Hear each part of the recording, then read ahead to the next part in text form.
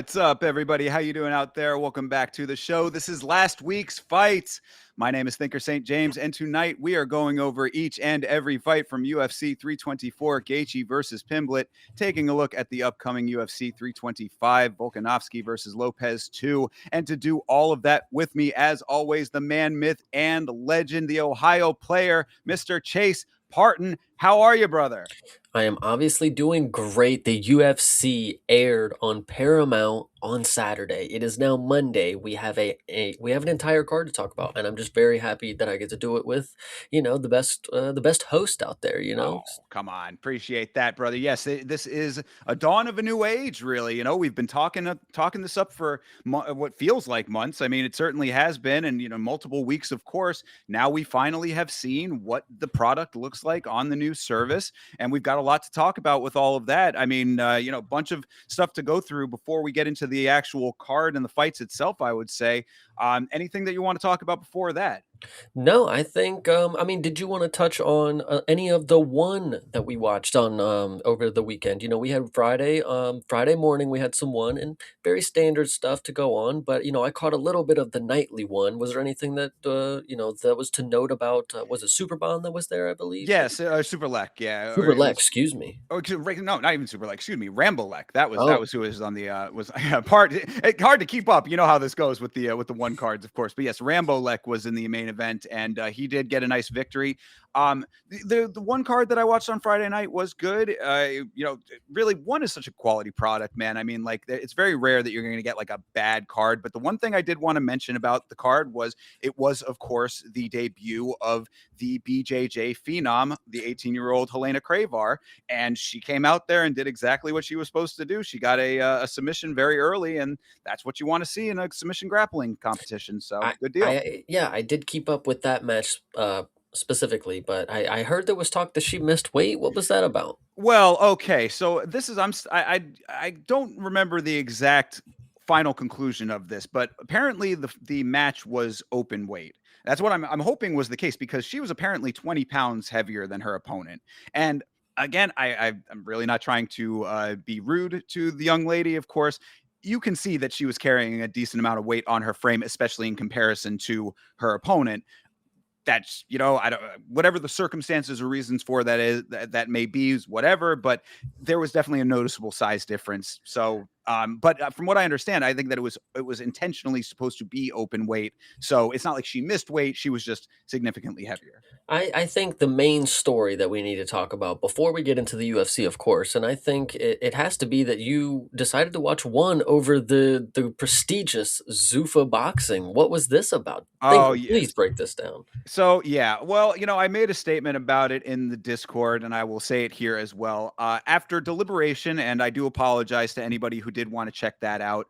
It was really coming. It came down to a couple of things. Number one, mainly, is that I am not a fan of traditional boxing. We've talked about that on this show plenty of times. And number two is I do not support Zuffa's efforts in the boxing space. I think that it is an attempted colonization of sorts. They're trying to UFC gentrify the boxing space, and I'm just not with it. Boxing is its own culture, its own world. It's got its own fan base that's very dedicated to it. This is really a vanity project for Dana White more than anything.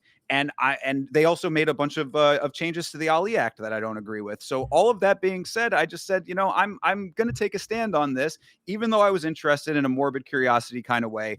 I'm not supporting this. I'm doing one championship where I can at least watch some MMA. Well, there's a couple different points that I want to make again before we move on. So Sure. regarding Zuffa boxing, I don't know if anybody knew there's a Zuffa boxing event this week, guys. I mean, I'm pretty sure there's another one. So if you're out there and you really liked it, or if you even decided to care, there's another one for you. Second thing that I'll note is if you're not really into Zuffa boxing, don't worry. There's another promotion Dana White is still trying to endorse: slap boxing, power slap. Guys, you can still catch that one. I don't know when the next one is, but it happens on Rumble or something like that. So make sure to catch that one. And then the last thing that I do want to know regarding one specifically, and Helena being an open weight 20 pounds over or whatever, the last time that I remember something similar to that happening is back when people would say that RDR beat the Rotullo brother in grappling or whatever it was. Like, that was a big thing, is why his grappling was so good, is because he beat the Rotullo. Mate, Rutulo's like 155. RDR was a fucking light heavyweight at the time, basically. So like, you get what I mean. So I don't know. Sure. Yeah, absolutely. Yeah, the interesting elements of all of that. I got to imagine that if it was supposed to be at one weight and they didn't just make it a catch weight, then it was open weight to begin with. That would be my thought process. But I don't remember if I ever got confirmation as to that being the case. But either way, I mean, they let the match go on, so a win's a win's a win. And she's actually this was another interesting note. She has been competing for so long and at such a young age that they actually changed the score the the record keeping for her. Like they actually changed the way that they keep the wins and losses, because usually for BJJ you have to be a black belt level to have your matches count on your professional record. But for her, she got like added to the roster, to the record keeping, like early, and a couple of her a bunch of her amateur fights or amateur matches are counting towards her professional record, because she has an insane record. It's like 360 plus to, like, I think something like 20 losses or so. It's ridiculous for an 18-year-old. I was like, the numbers just don't add up on that. But then we found out why. Yes, and when you say things like that, the only thing that I have to say is, Tapology, where are you? I need you to go ahead and start. You need to start condemning some of these promotions for letting her compete without a black belt or whatever the case may be before she's even professional. I don't know what it is, but you need to get on the case for Helena Kavar or Kavar. Cravar, yeah. Cravar. You need to get on the case because we need to figure out what the actual story is. And this is, one championship has a lot of different interesting stories. They be saying people are 100 and something and have 2 losses. And that's not even on any record that I can find online. And I looked deep for this one dude who was apparently had 45 knockouts, and never been knocked out. I didn't find anywhere that said that or had the actual names of these people. So maybe they never existed. And yeah, I don't know. It's pretty crazy to think about. She's 18 and doing all of this or whatever. You are begging for a passive aggressive tweet thread from Tapology by saying this, by the way. True, absolutely. And did we ever nail where the accent is from? Uh, French? I think that her parents are like Croatian or Serbian or something like that. But again, it's she's American, so like Mhm. I think it just comes from her parents. I think, but yeah, I don't think that we ever got full on confirmation.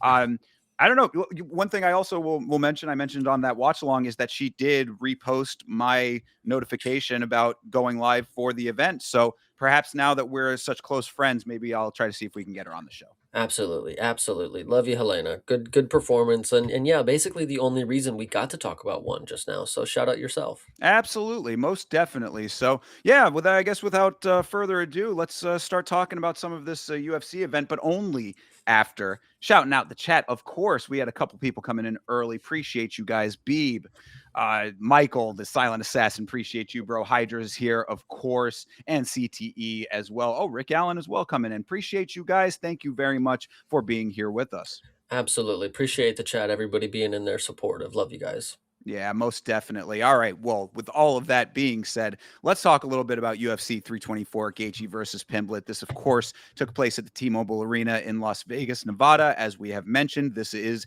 the first presentation, the first non-pay-per-viewed number event of Paramount Plus era. I mean, we'll go down a couple of these points here, but first impressions of the product on Paramount Plus, Chase.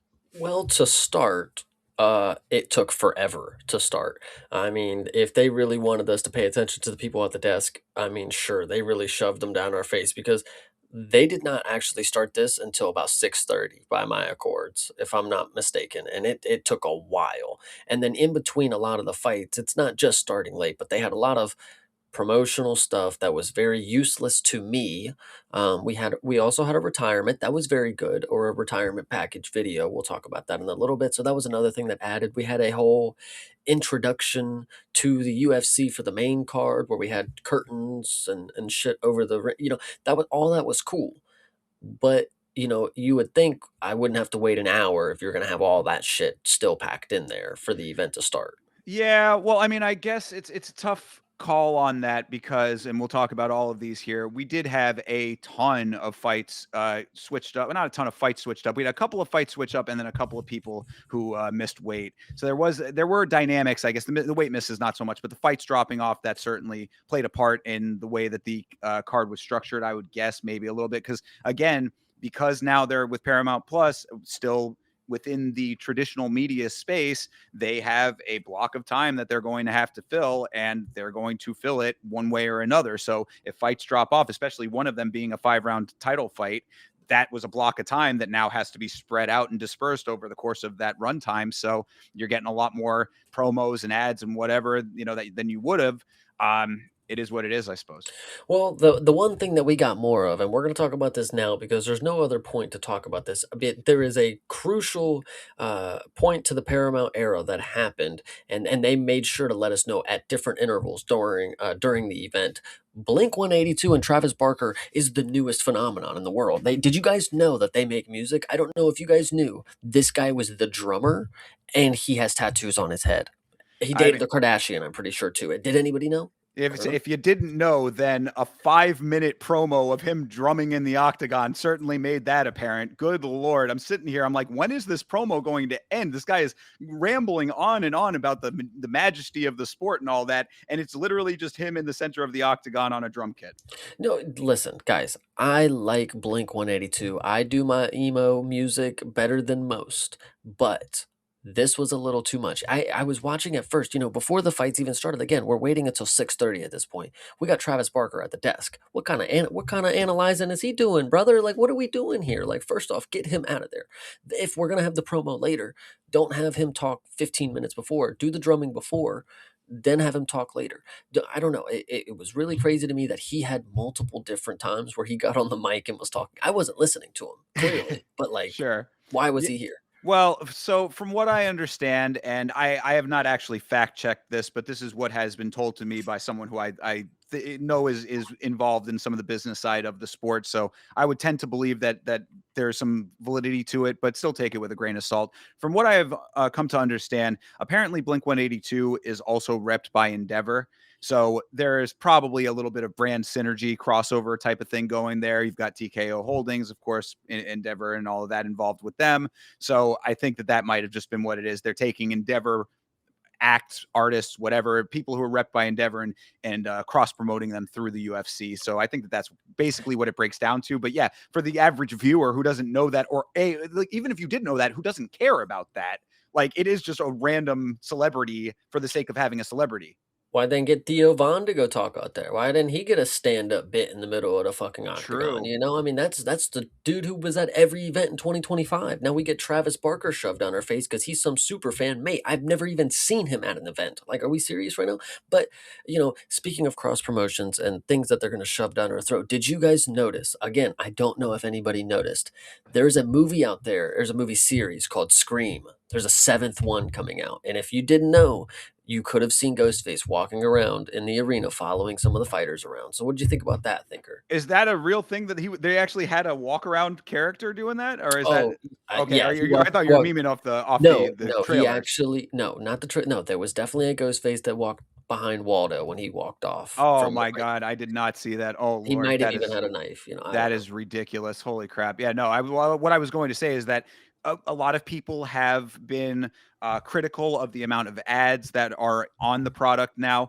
I didn't find it to be so bad like the way that people were making it out to be. I mean, we had ads on ESPN. I think it is a little bit more intrusive. I don't like that there are ads now playing over the cornering necessarily, things like that, maybe a little bit of an alteration over the walkout and stuff like that. But things like what you're talking about there, that is a little bit beyond the pale to me. It's like, come on, dude. Like, how much advertising can you possibly throw into one event?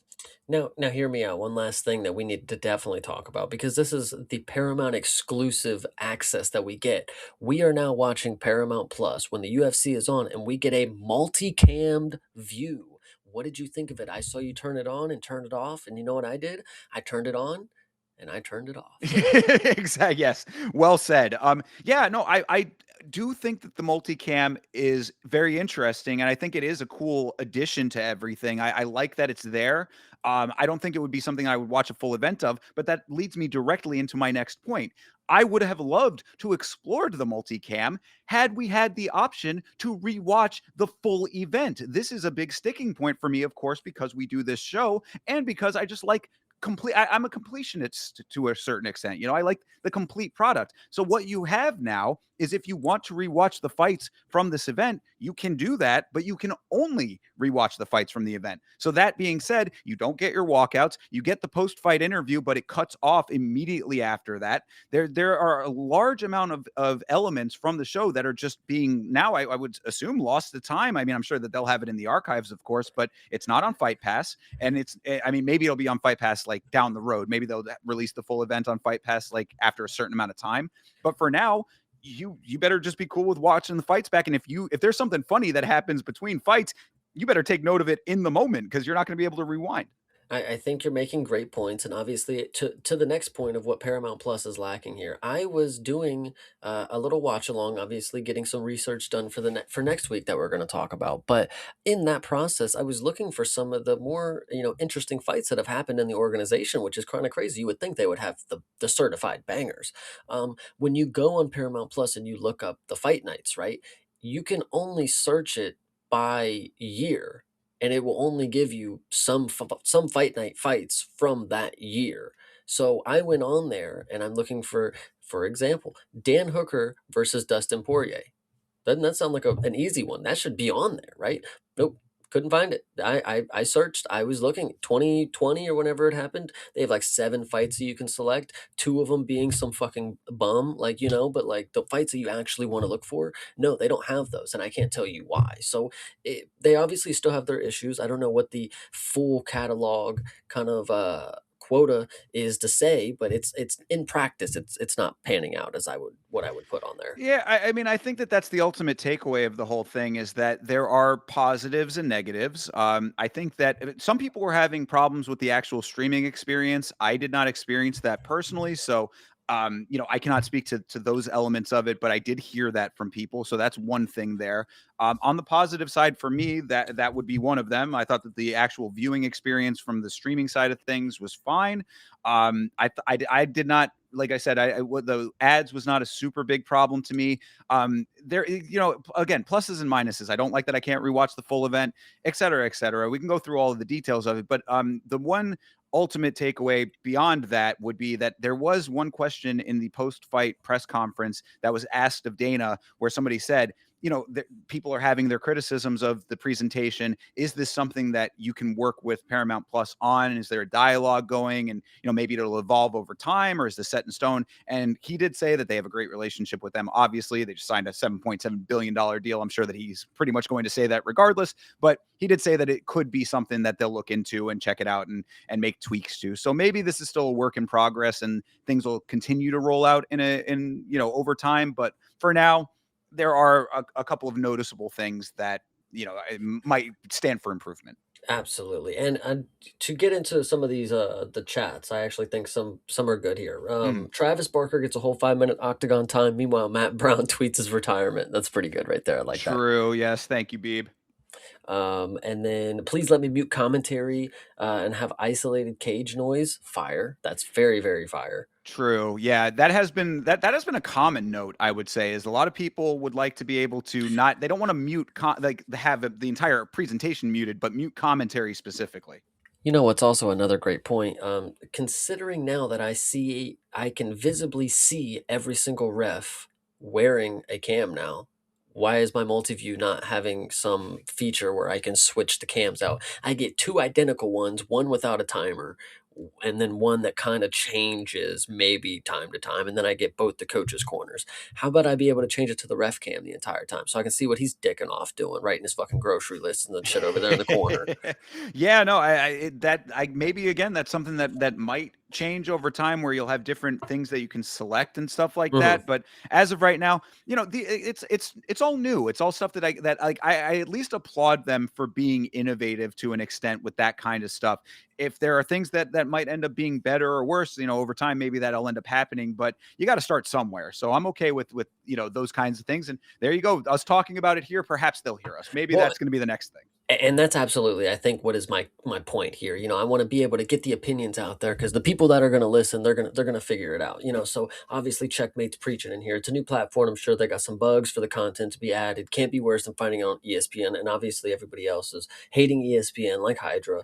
Let's see what else here. Preach Hydra when it comes to when we want to hear fights and Yama, not their shitty commentary, of course. Hey. Um, and user has great potential and seems to be building the channel little by little. I think that's the key one that I wanted to talk about. The interface has one key flaw for people that are using it on the computer.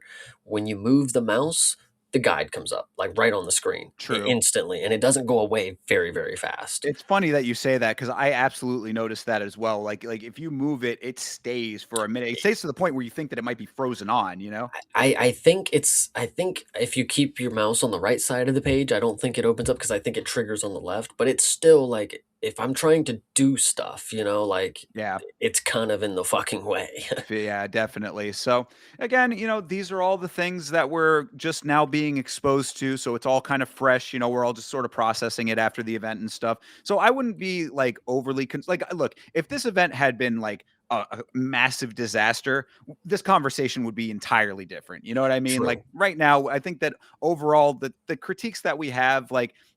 These are not like things that are so major to me that it's like, oh man, this is a complete blunder, you know? Yeah, absolutely. No, I actually think it was relatively fine. There's another. If you want me to give praise to the Paramount features right now, I thought this one was really interesting, and I don't know how they did it. I'm not gonna lie. I was watching the fights on my computer on Paramount Plus. I went to a whole other house with a whole nother TV, pulled up my account on Paramount, and like the recently watched thing, like it was already up, like it was like already ready to play. Like the Yeah. fight that I was watching here, I was like, they kind of got me on that one. I didn't know how they did it. Well, that's an interesting thing with that. I don't know if they necessarily were doing that for specific users or because it was debuting. Maybe they did it cross-platform. But when I logged in, on the computer that I use for Yama, I had never logged into Paramount Plus. I'd only done that on a separate computer. So when I logged in there, UFC was the first thing that popped up. Period. So like again, I don't know if it was just because it was making its debut or that I had picked sports when I signed up for the service or whatever. But I was like, okay, cool. Hey, you know exactly where I'm kind of going to, so here you go. I'll tell you another thing, just because we're getting it all out, since Paramount debuted, I got to tell you guys every little thing that I noticed, of course, and there'll be more as time goes on. But there was another when you're watching the live feed, if you scroll down, it'll show you the finishes of the card that you could just watch in little clips right Oh, there. So I'm sure you have to go to a whole nother page to do it, unfortunately. But like if it's live and it's like you just watched one end, you can go back and rewatch the finish if you really want to, just like in quick little sessions or catch up really quick kind of deal. yeah. I mean, and that again goes to like the pros and cons aspect of it, like the double-sided sword sort of thing. Because like on the one hand, if you are trying to get in and get out and just get the meat and potatoes, the core of everything, they actually have done a really good job of streamlining stuff. If you are like me and want like the complete full version of things, that's where that's a con because it's like you have those clips, that's great, but you're not going to get the full event, and that's to me an unfortunate thing. I'm gonna tell you the biggest thing right now.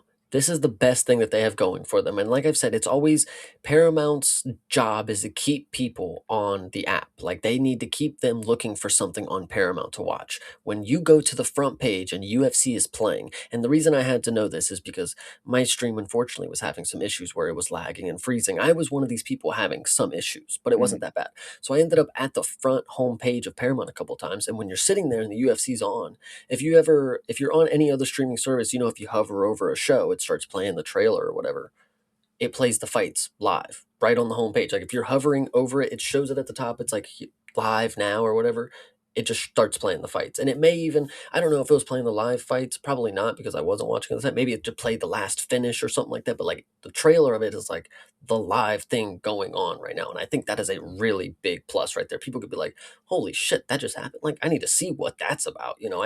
I can see a dude bloody from 5 minutes ago, like right now, kind of deal. True, yeah, and well, and that it's an interesting element of it too because I've been seeing some of the reporting on what the numbers were like for the event, and I think that it was somewhere close to 6 million as far as the average watch minute goes, which is an interesting way for them to even present that information. That the average minute watched, that's where the numbers landed.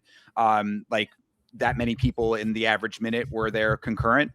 So I don't know how they count that. Like, is it just people logging in and just happen to be there for that? Probably not if it's the average minute, but how many people came in off of that? Whole lot of things. When you really break down the analytics of these types of events, it gets into a whole deeper world where you can really like dig into the micro elements of stuff, at a very, very atomic level, Yeah, absolutely. All in all, a lot of the things that I saw were very, very good out of Paramount, and I'm excited to get into the actual fights themselves. For sure. Yes. I mean, and again, my last note on it is please, please, please just have an option to watch the full event back. That's all that I would ask for. It's really the only sticking point that I have is just, because we talk about we love to go deeper. This is a hardcore show here where it's not just about the fights, it's fight culture as well. And if there's a funny thing that happened on a walkout, I want to be able to rewatch that.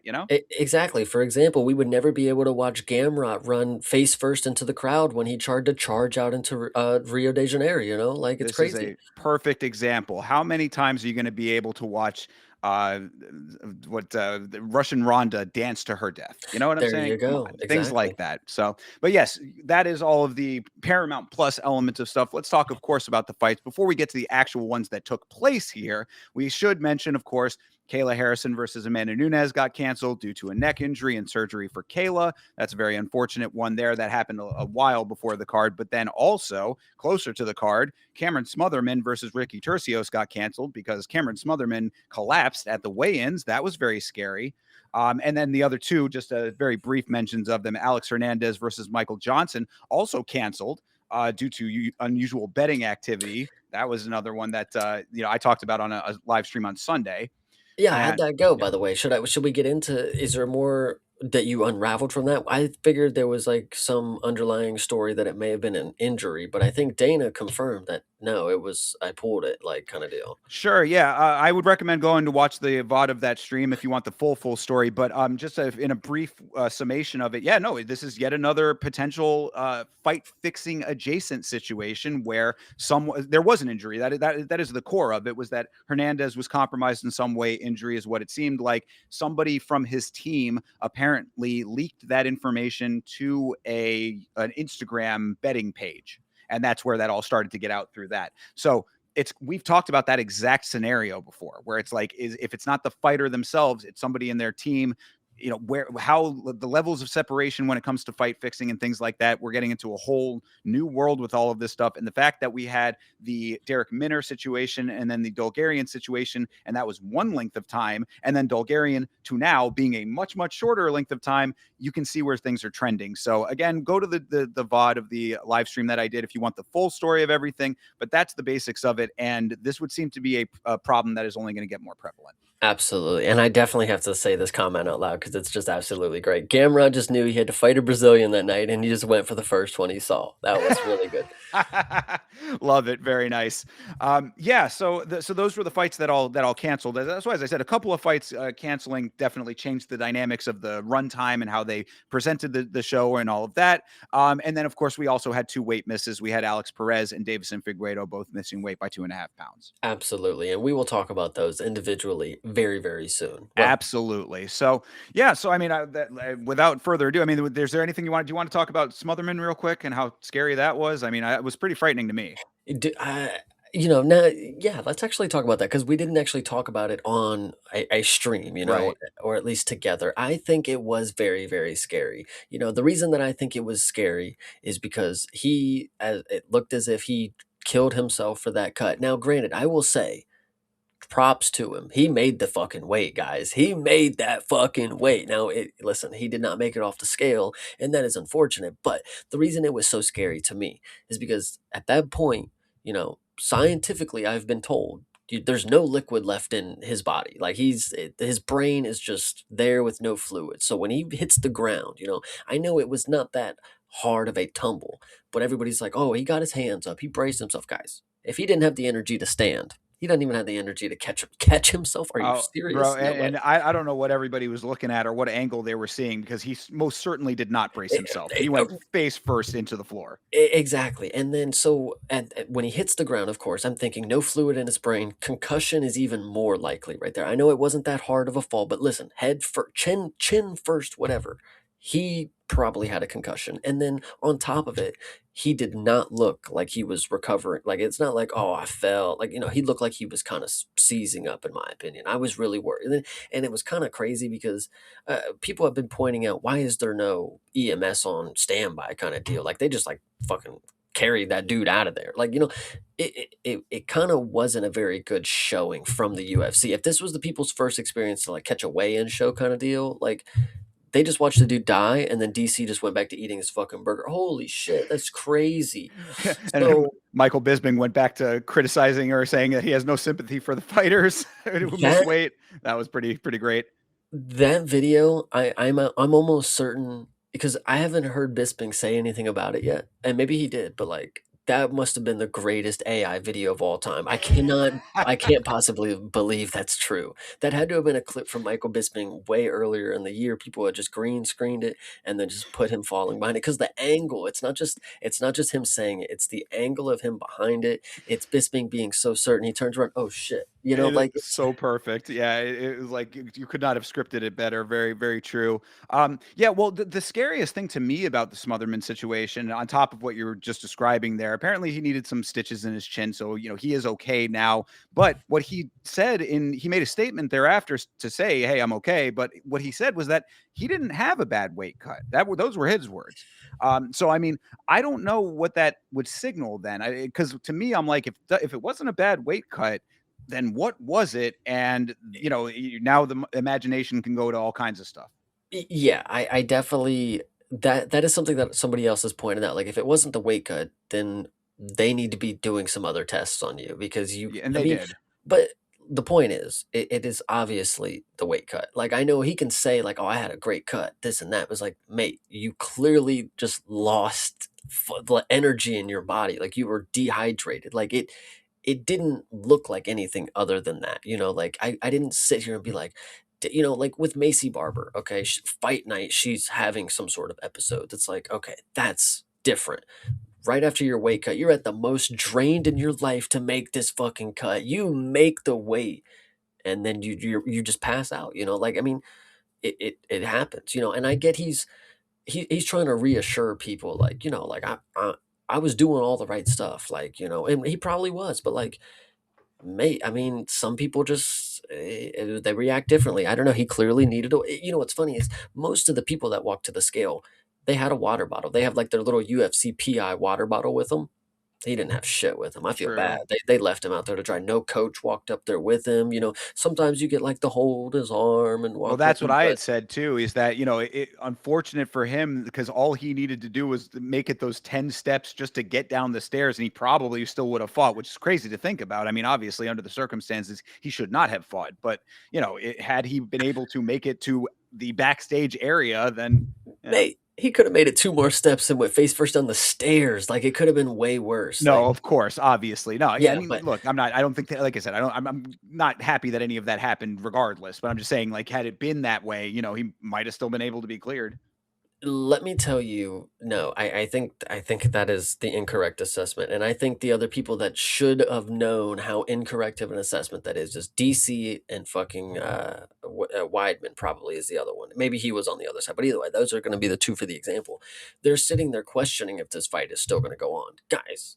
You just saw this dude lose his functioning in his brain and fall to his face. Like no fucking chance, just no Well, fucking. that's why I had asked, is because there were people still thinking that it might have been, and like anytime you see that, it's almost an automatic cancellation. So I don't know.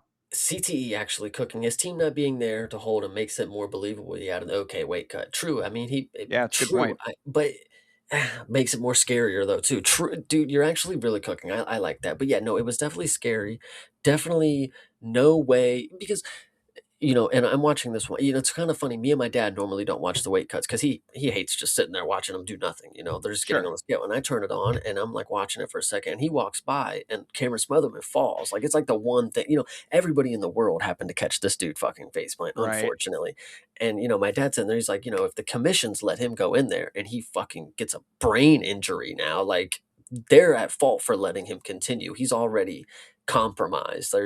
And I agree with him. Like the commissions would be at fault. If he goes in there and fucking, Vicente Luque for example, something like Sure. that, he's no way was that fight going to go on. Yeah, no, absolutely. It was kind of a ridiculous thing to think that Yeah. that was even the conversation, but still, yeah, no, I'm glad. I mean, I'm glad that if it was going to happen, that they handled it that way. The same way that I am glad that they actually canceled the Johnson Hernandez fight this time. Obviously, they learned from the Bulgarian situation. This is probably something similar to what had happened with Brian Ortega, that one time. Could be If I'm mistaken, it happened in China, right? Uh, some the somewhere Brian Ortega, they said he fell or something, and they took him to the oh hospital, but he was still potentially gonna fight, is that what no the story was. that was in Vegas, I believe, because that was I think when Dan Ige ended up fighting Lopez.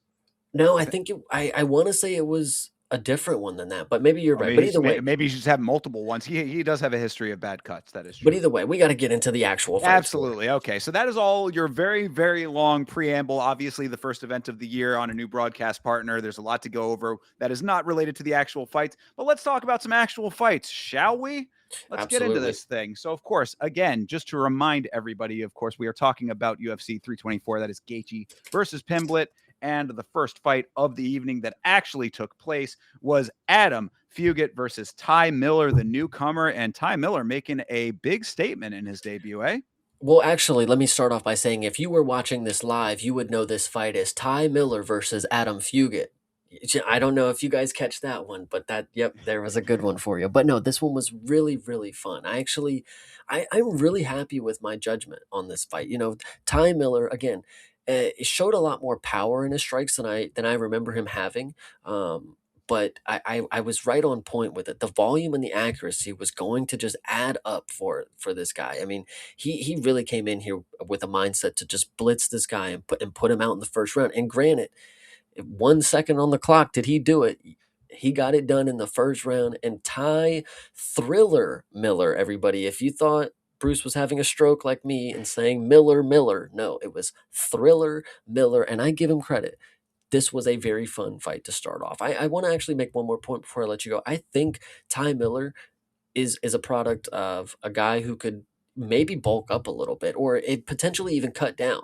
He's not somebody who comes in super shredded, so that makes me believe that he could probably cut down and probably get to that point. But also at the welterweight size, like he doesn't have like a super muscular frame. The striking is going to be able to hold up, but these guys at welterweight might be able to muscle him around from what I'm looking at just instantly right off the bat. But go ahead. True. Yeah. No, I think you're making a good point there. And just to touch on what Chase was referencing earlier, of course, Bruce Buffer announced the fighters in reverse. He announced Ty Miller as Adam Fugit and Adam Fugit as Ty Miller. So that was kind of funny. And then yeah, you said that you thought it was Ty Miller, but it's actually Ty Thriller Miller. So Yeah. okay, now all of that out of the way. No, I think you make a good point about his size. Yeah, the dynamics of this fight, I think, were pretty clear from the start of it, the way that this was going to go, because I think the theme of this event, as far as the fights went, was people refusing to level change when they clearly should have. And it started right here with this fight. Adam Fugit was just deciding to stand with Ty Miller, and I didn't realize. I guess maybe they had said it on the Contender Series, and I was on a stream and didn't hear it or whatever. But Miller, I guess, is a Golden Gloves boxer, so he has really nice boxing, and that shows. I think that the boxing style is another thing, like you're saying about his weight being something that he could have some issues with some of the other guys. I think that being a little bit quote unquote boxed in to the boxing style, no pun intended, might be something that may end up coming to bite him, but we haven't seen a lot of him tested in other ways because Adam Fugit did not try to level change when he very clearly should have. You know who I think this time Miller and similarities when it comes to the nationalities, of course. I'm going to seem a little offbeat here, but I'm going to say Ty Miller, he potentially, and I think he needs to do a lot of tape watch on this fighter right here. Steve Garcia is, I think, somebody who this guy needs to get. Like, I think the intensity is there for first round, just run in there, dog it out with whoever's right there. And the striking, obviously with the boxing background, Golden Gloves, I did hear that on the rewatch as well. I was like, damn, that kind of adds into why they would want him in the UFC. He's not just some guy who can box. Like he is a credentialed boxer kind of deal. So makes sense. But if Ty Miller can, in this fight, if he could, whenever you fight, you should always take something away from your opponent. Always if he got one over on you, take that into your next fight, learn from that. Adam Fugit was able to split Ty Miller open with his elbow, and it True. was a really good chunk of him kind of missing in the top. If Ty Miller is able to mix in elbows along with the great striking that he has, he tried to do it. He tried to do the copycat kind of thing, like you split me, now I'm going to try to do it. But if he's able to be the initiator to just mix that sneaky elbow in after he lands a good combination, and then comes in with an elbow that splits somebody, that's going to be the next level to his game. Of course, he's got to fucking kick at some point. Like, I mean, but for now, it works. I mean, you got a dude who's not going to level change. Of course, just go out there and starch him in the first round. Well, right, and that's the whole thing, and that's always going to be the note with when you have a fight like this is always, well, what's it going to be like when somebody does something different? Because we didn't see a lot of variation to what was happening in the fight. It was really just Miller with some really nice striking, especially that right hand. CTE saying that Miller's right hand couldn't miss. That is absolutely true. It was, the right hand was super money for him. It was a lot of him doing that, and a lot of Fugit just taking the shots. I mean, this dude was getting shots from all angles. I mean, finally he landed that spinning elbow, which is the one time that he had like an actual bit of offense in all of this, it feels like. But then Miller was just right back to the offense of his own, drops him the first time. Instead of wrestling at that point, pops right back up. I was like, bro, this was your chance to panic shoot, my guy. Come on, what are you doing?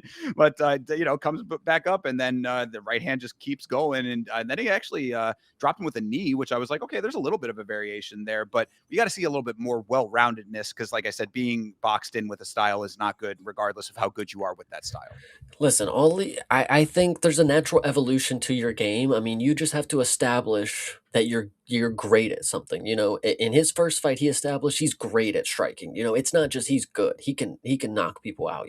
And get it done in the first round. We can maybe talk if this was a little earlier or not. If it could have went to the round two, but listen, he was whooping this dude's ass. Like Ty Miller, he does have some hands, and now he put the division on notice. For right now, welterweight, we got a new striker in town. We don't know what else he's got, but we know that standing with him might be a little dangerous because, like I said at the beginning, he packed a little more of a punch than I thought he was going to. But his hands looked really, really good. The stats here are kind of lying. They're making it seem like he's a little inaccurate. I actually thought he was on fire for right now, for what this was. Yeah, most definitely. A little weird statflation or lack thereof on this one, but yeah, no, the accuracy was good. I mean, really, I think that it speaks to the volume of the attempts, just in the fact that it was all his show. I mean, this was like I said, this was one round of just really solid work, and then one spinning elbow from Fugit. I mean, the stats on his side are a little bit inflated to me. It seems like it Right. didn't feel like he landed 39. I mean, or that like 36 significance. It's like anyway, this was a really solid debut for Ty Miller. Still some questions, I would say, and then yeah, speaking to the finish, slightly early, but I was definitely not mad at it. This was definitely one where I think that it was an appropriate stop. Could it have gone the extra second and give Fugit a chance to maybe come back and try the level change, maybe, but you got to be more in it than that. And Tyone, I think, does a pretty good job as far as that kind of stuff goes. So I was all right with it. Yeah, absolutely. And for anybody keeping track out there, I don't know if you guys knew, but we are keeping score this time. So we both picked Ty Miller. So the score is tied up here. I'm just letting you guys know it is 1-1 Thinker Chase. So everybody out there, make sure you know who you're keeping up with, and make sure you know that one of us is out here cooking and the other one doesn't know jack shit, apparently. True. Well, and I like the way that you're doing the score keeping as well. Chase has a little spreadsheet that he's got going, and I like that you're just tallying off, like, one for the person who got it correct and zero for the other one, because then at the end of the year, you can just go down that row or that column, and at the end, we'll just see who got more right and who got more wrong over the course of the year. I was thinking also I potentially could, because when I was typing it out, I was like, for a lot of these, I did do a method. We would do decision or KO. Specifically for this one, I did Ty Miller by KO or whatever. I was thinking we could do +2 if we got the finish right, but we don't necessarily do it for all of them. So we'll just keep it by the books. Maybe next year we'll expand to going into finishes. Yeah. I mean, I guess let us know how you feel about this in general. If you want it to be more in depth, we can expand it. But for now, I think that that's fine. So Absolutely. This was good. this was good. Yeah, great debut. Good deal for the kid. Obviously, coming in and getting a knockout in your debut is a great thing. Of course, I guess we didn't mention this, but this is a perfect time to mention that there is now a finish bonus for all finishes. So if you finish your fight, there's a $25,000 incentive on top of potentially being a fight of the night or performance of the night kind of incentives as well. So Ty Miller coming in here, probably like DC said on the commentary, doubling his purse most likely. Still seems a little bit crazy that would be a full-on doubling of the purse if you really break that down. But either way, it is what it is in this sport, and now $25,000 extra for him for that. I will just, we'll sit on the finish bonus thought for a little bit because I have my own opinions on this. I think Sure. it is, just to throw it out there, I think it's a little crazy that these people won't fucking fight unless you tell them that they're going to get fucking 25,000 extra if they finish it, but who am I to say, we'll continue on with this. Yeah, well, right, and there's definitely gonna, what we'll come to find on this card is that even with the extra $25,000, you don't always get finishes. So it's still then some things never change, I guess. But And some of them are a little scandalous as we'll talk about this next one. oh yeah, all right. Well, let's move on to the next one. Then this is the other fight from the early prelims. This is Josh Hokett versus Denzel Freeman. I mean, you talk about the first fight being a one-sided affair. Good Lord, this was not a great look for our guy Denzel Freeman. Yeah, sometimes you have to put hope out there, you have to throw things into the ether, there's obviously one side of the equation, there has to be another side. Some people, you gotta be able to dream sometimes. That's what I will say here for Denzel Freeman. But what I will say, the one thing that he has that he cannot say that anybody else has on him is not just one, but as two of the worst performances in the UFC. No, and it's not of the worst. It is legit. Like there has never been a person who debuted and had a second fight that is just as worse. And I'm going to tell you the other name, and you're gonna laugh, but you cannot deny the only other person that's looked this bad in two UFC fights and been cut is CM Punk. And this is listen. There's only one other person that's been made look that bad, and nobody has ever been looked this bad to get TKO'd by a middle fucking finger. Like it. Bro, okay, yeah. I mean, we got to go over the details of this thing Go because, ahead. yeah, this was that. Yeah, so, I mean, look, what you need to know about the actual fight itself was that Hokett was all over Freeman from the start of this thing. And there's a couple of notes that I do want to highlight, but we should probably skip to the meat and potatoes here, which is what you just mentioned, the finish of this fight. So after battering and ragdolling Denzel Freeman, which at heavyweight is a pretty impressive feat, I'm not going to lie. Yep. Hokett disengages and flicks off Freeman. They're now on opposite sides of the cage. There are only a handful of seconds left in the round. So if you didn't watch or you didn't need a refresher on this, Hokett is at distance, good amount of distance between them, and he's flicking him off and turning his back and walking away. Freeman goes down into almost like a catcher's crouch position for a second there, just seeming like he knew that the round was over. And then Mark Smith just stops the fight. And that's the end. And people were saying in the chat, and I hear what you're saying, guys. Oh, it was protecting the fighter. He had been so battered, this and that. Brother, I cannot abide by the idea that you stop a fight when the opponent is halfway across the cage. If he had been engaging in that situation, absolutely stop the fight. If Hokett had been there and punched him in the face, you have all the leeway in the world to say it was keeping the guy safe. There were 3 seconds left in the round, and he was crouching to catch his breath, knowing that the round was over. It's hard for me to be okay with that. I want you guys to think back not too long ago. This was maybe a year-ish ago. This would have been the fight before Chris Curtis's last fight against Roman Kopylov. And it was the third round. Roman Kopylov lands a head kick and walks away. Mark Smith stops the fight while Chris Curtis is getting off the fucking ground. Like it actually, when you think about it, I saw it and I said, it didn't really surprise me. It's like, yeah, that's the shit that he does. He decides when the fighter's fucking done. He it's not even the protecting point because I made this point with Chris Curtis, bro. Roman Kopylov's halfway fucking across the cage. He walks over, huddling his fucking head, like you're good, you're good. Like, what are you doing? Like, are you serious right now? The middle finger thing is funny, and like, yeah, Denzel Freeman definitely did not deserve to go to a second round. But are you? I've seen countless fights go to the second round that do not need to go to the second round. Like I've seen countless fights go to the third round that do not need to go to the third round. But the point is one, you gave Denzel Freeman an easy way out of a fight. I should have seen him get his ass whooped for a second round, to be fair. I should have seen Josh Hokett put on a really good fucking performance, which I'm on his side now. Listen, I've always been if you beat the guy that I think will beat you, I will go ahead and root for you until inevitable downfall. But Josh Hokett came in here with some intensity. Denzel Freeman, let me actually tell you another funny thing. This is really important. before the match started, obviously I had this hype for Denzel Freeman. You know, he's got the jujitsu. Apparently, he's sub Steven Asplin. You know, not apparently he did, and you know, leg kick, high kick, whatever. They are walking him out to the cage, and they said, yeah, you know, you know, after the Marine Corps, he went to the Performance Center and he tried out for the WWE. And in my mind, I'm like, they don't let just anybody go to the performance center in a tryout for the WWE. You have to have some sort of credentialed wrestling background or something. So in my mind, this dude was unstoppable. Well, He's apparently he's a Greco-Roman guy, is what they were saying on the commentary, which does not necessarily translate well to MMA in a broad sense. you know, so I in my mind, this dude's unstoppable. He's got everything in his fucking bag. When the fight started, I said, Jesus fucking Christ. Oh God. This is Yeah. why I'm glad, you know, because I'm sitting here, I'm like, this is gonna be the fight that I'm gonna be so mad I didn't put $1 million on. I didn't go to the bank and tell him give me everything and put it on that fight. And I'm glad I'm not fucking broke, guys. I'll tell you No, that. and you hear, you know, I'm not gloating over this one because I do think that your thought process was sound. I thought that you know you made sense. Hokit does not like the leg kicks. He did wince to them before. You know, there's nothing to say that that couldn't have been something that Freeman picked up on. But really, I think that Hokit's game plan was pretty good on this. Is just come in, blitz him, put the pressure on. The one thing I will say is that like I wish it had gone to a second round because I was curious to see how Hokit would be able to hold up trying to keep that intensity over 3 rounds. I mean, as a heavyweight, that's a ton of weight to be moving on your frame the way that he was moving. To his credit, Hokit pretty light on his feet as a heavyweight. I actually agree. No, and it's not even just that. I mean, he definitely walks in with an intensity to like throw hands. You know, it's Sure. not, and he, you know, Denzel Freeman, he threw strikes. He did not land them. They weren't good strikes.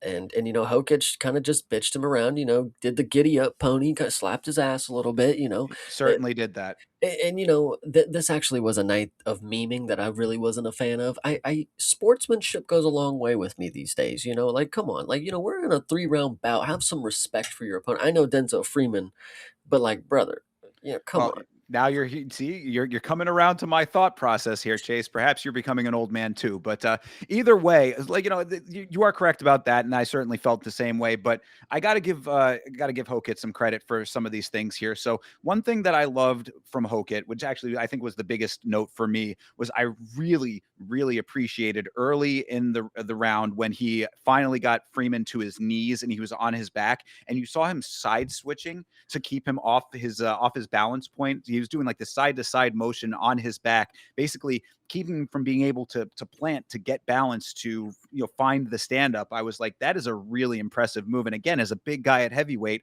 to be able to move like that, the transitions were really nice and very fluid. And then there was the other time where Freeman, they had gotten back up, they were standing up, and Freeman is getting tagged up. He goes for a double leg, and then Hokit does this really slick jump off move to evade the takedown. I was like, he's agile as well. I mean, like this, there's a lot of things to like about Hokit. I wish he wasn't such a cringe lord to make me hate him so much because I really think that he's a pretty goddamn decent fighter. Yeah, well, we'll talk about his post fight speech in just 1 second because Sure. when you were talking about his wrestling and what he was doing, all I could think about is, man, he was showing shades of Hamdi Abdullah Wahib when it came to the wrestling. But hopefully, he's a lot better than my guy. That's all True. that I'm saying here. But Yeah. no, the post fight speech, absolutely atrocious. You know, it would be if he actually, you know, I get it's like a WWE promo kind of deal, like in a way, but like he doesn't have confidence that he's saying any of this stuff. He just like says it in his like cringe lord voice. And sure, I'm talking about it. I mean, that's the entire point. But I'm gonna talk about every other fucking person's post fight speech, so it ain't really nothing special, Josh Okic. All I would like to say is I'm going to mute you every time, most likely. So to me, I'm sitting there listening to it, and I'm like, what is he trying to accomplish? It reminds me a little bit of our review of Roadhouse. Actually, if you have not seen the Roadhouse review, go and check that out. But on that Roadhouse review, Chase, you were asking several times, what is the director trying to make us feel or think at certain points of the movie, right? So I took that mindset into this performance, which is what that is in the post mhm. fight, certainly performance, and we all know that. But that's my point: is that we know it's a performance. So like, what are you trying to get out of this?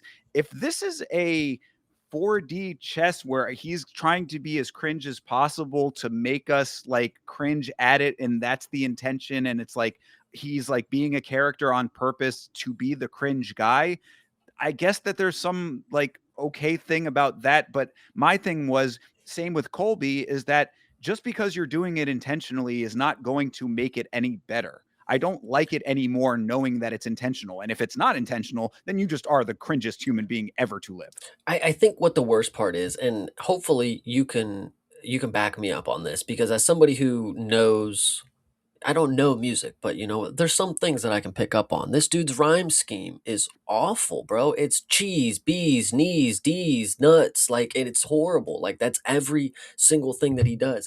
It's rhyme seven things in a row, and rhyme off something else at the end, and then start again, rhyming seven things off of that thing. And it's never fucking good. It's pretty bad. Yeah, no, very nursery rhyme esque, definitely. What I said about it, and I think you could appreciate this, Chase. I said that John Cena is a better rapper than him.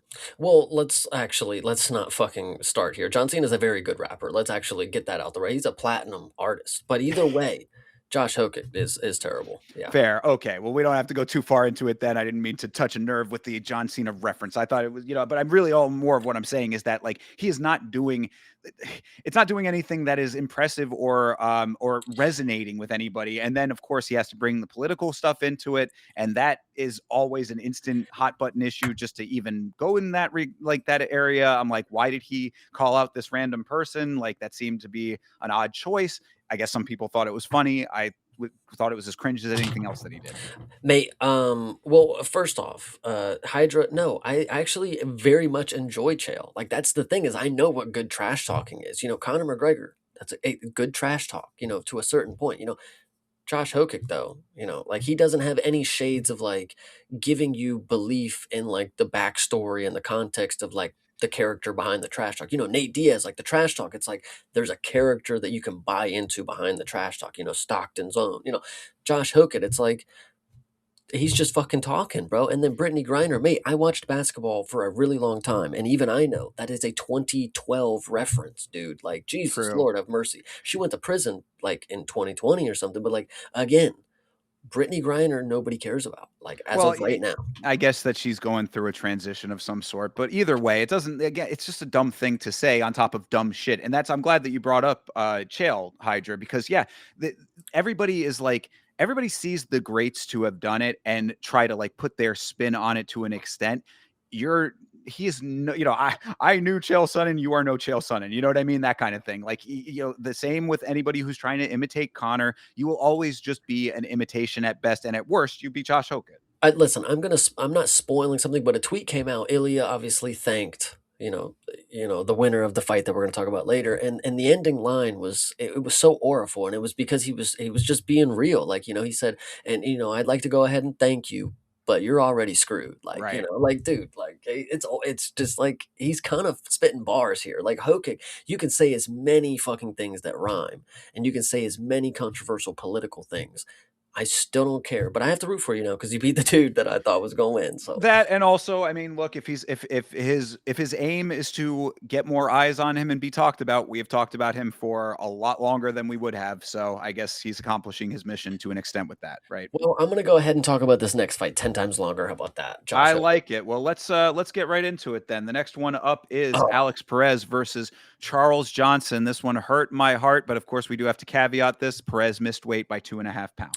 we do have to add an asterisk to it because Jesus Christ, I hate that this is the way that it went down because uh after the last performance, this definitely gave me a little boost on the night. Like, man, I picked Denzel Freeman, but I remember you asking like, what do you see in Alex Perez? And I told you straight up, this dude puts his face in the fight and he throws hands back. And you know what he did? He did just that. He walks in and just throws big old bombs. And obviously he's got a weight advantage. But from what he was able to do to Charles Johnson, I mean, I ain't never seen nobody like it's the same thing with Brandon Royval. I ain't never seen nobody. Jeff Neal is another one. I have never seen anybody make them look like that. Alex Perez had Charles Johnson flying around the fucking cage. And it's unfortunate because he caught him early and then Charles was recovering. And then we get some more. We get another flurry, knocks him down again. And then we get kind of an interesting stop. And the reason I think this is an interesting stop is because, one, you can argue if it was early or not. Sure. The stop was bad because Jason Herzog stops it. and then he just kind of stands back.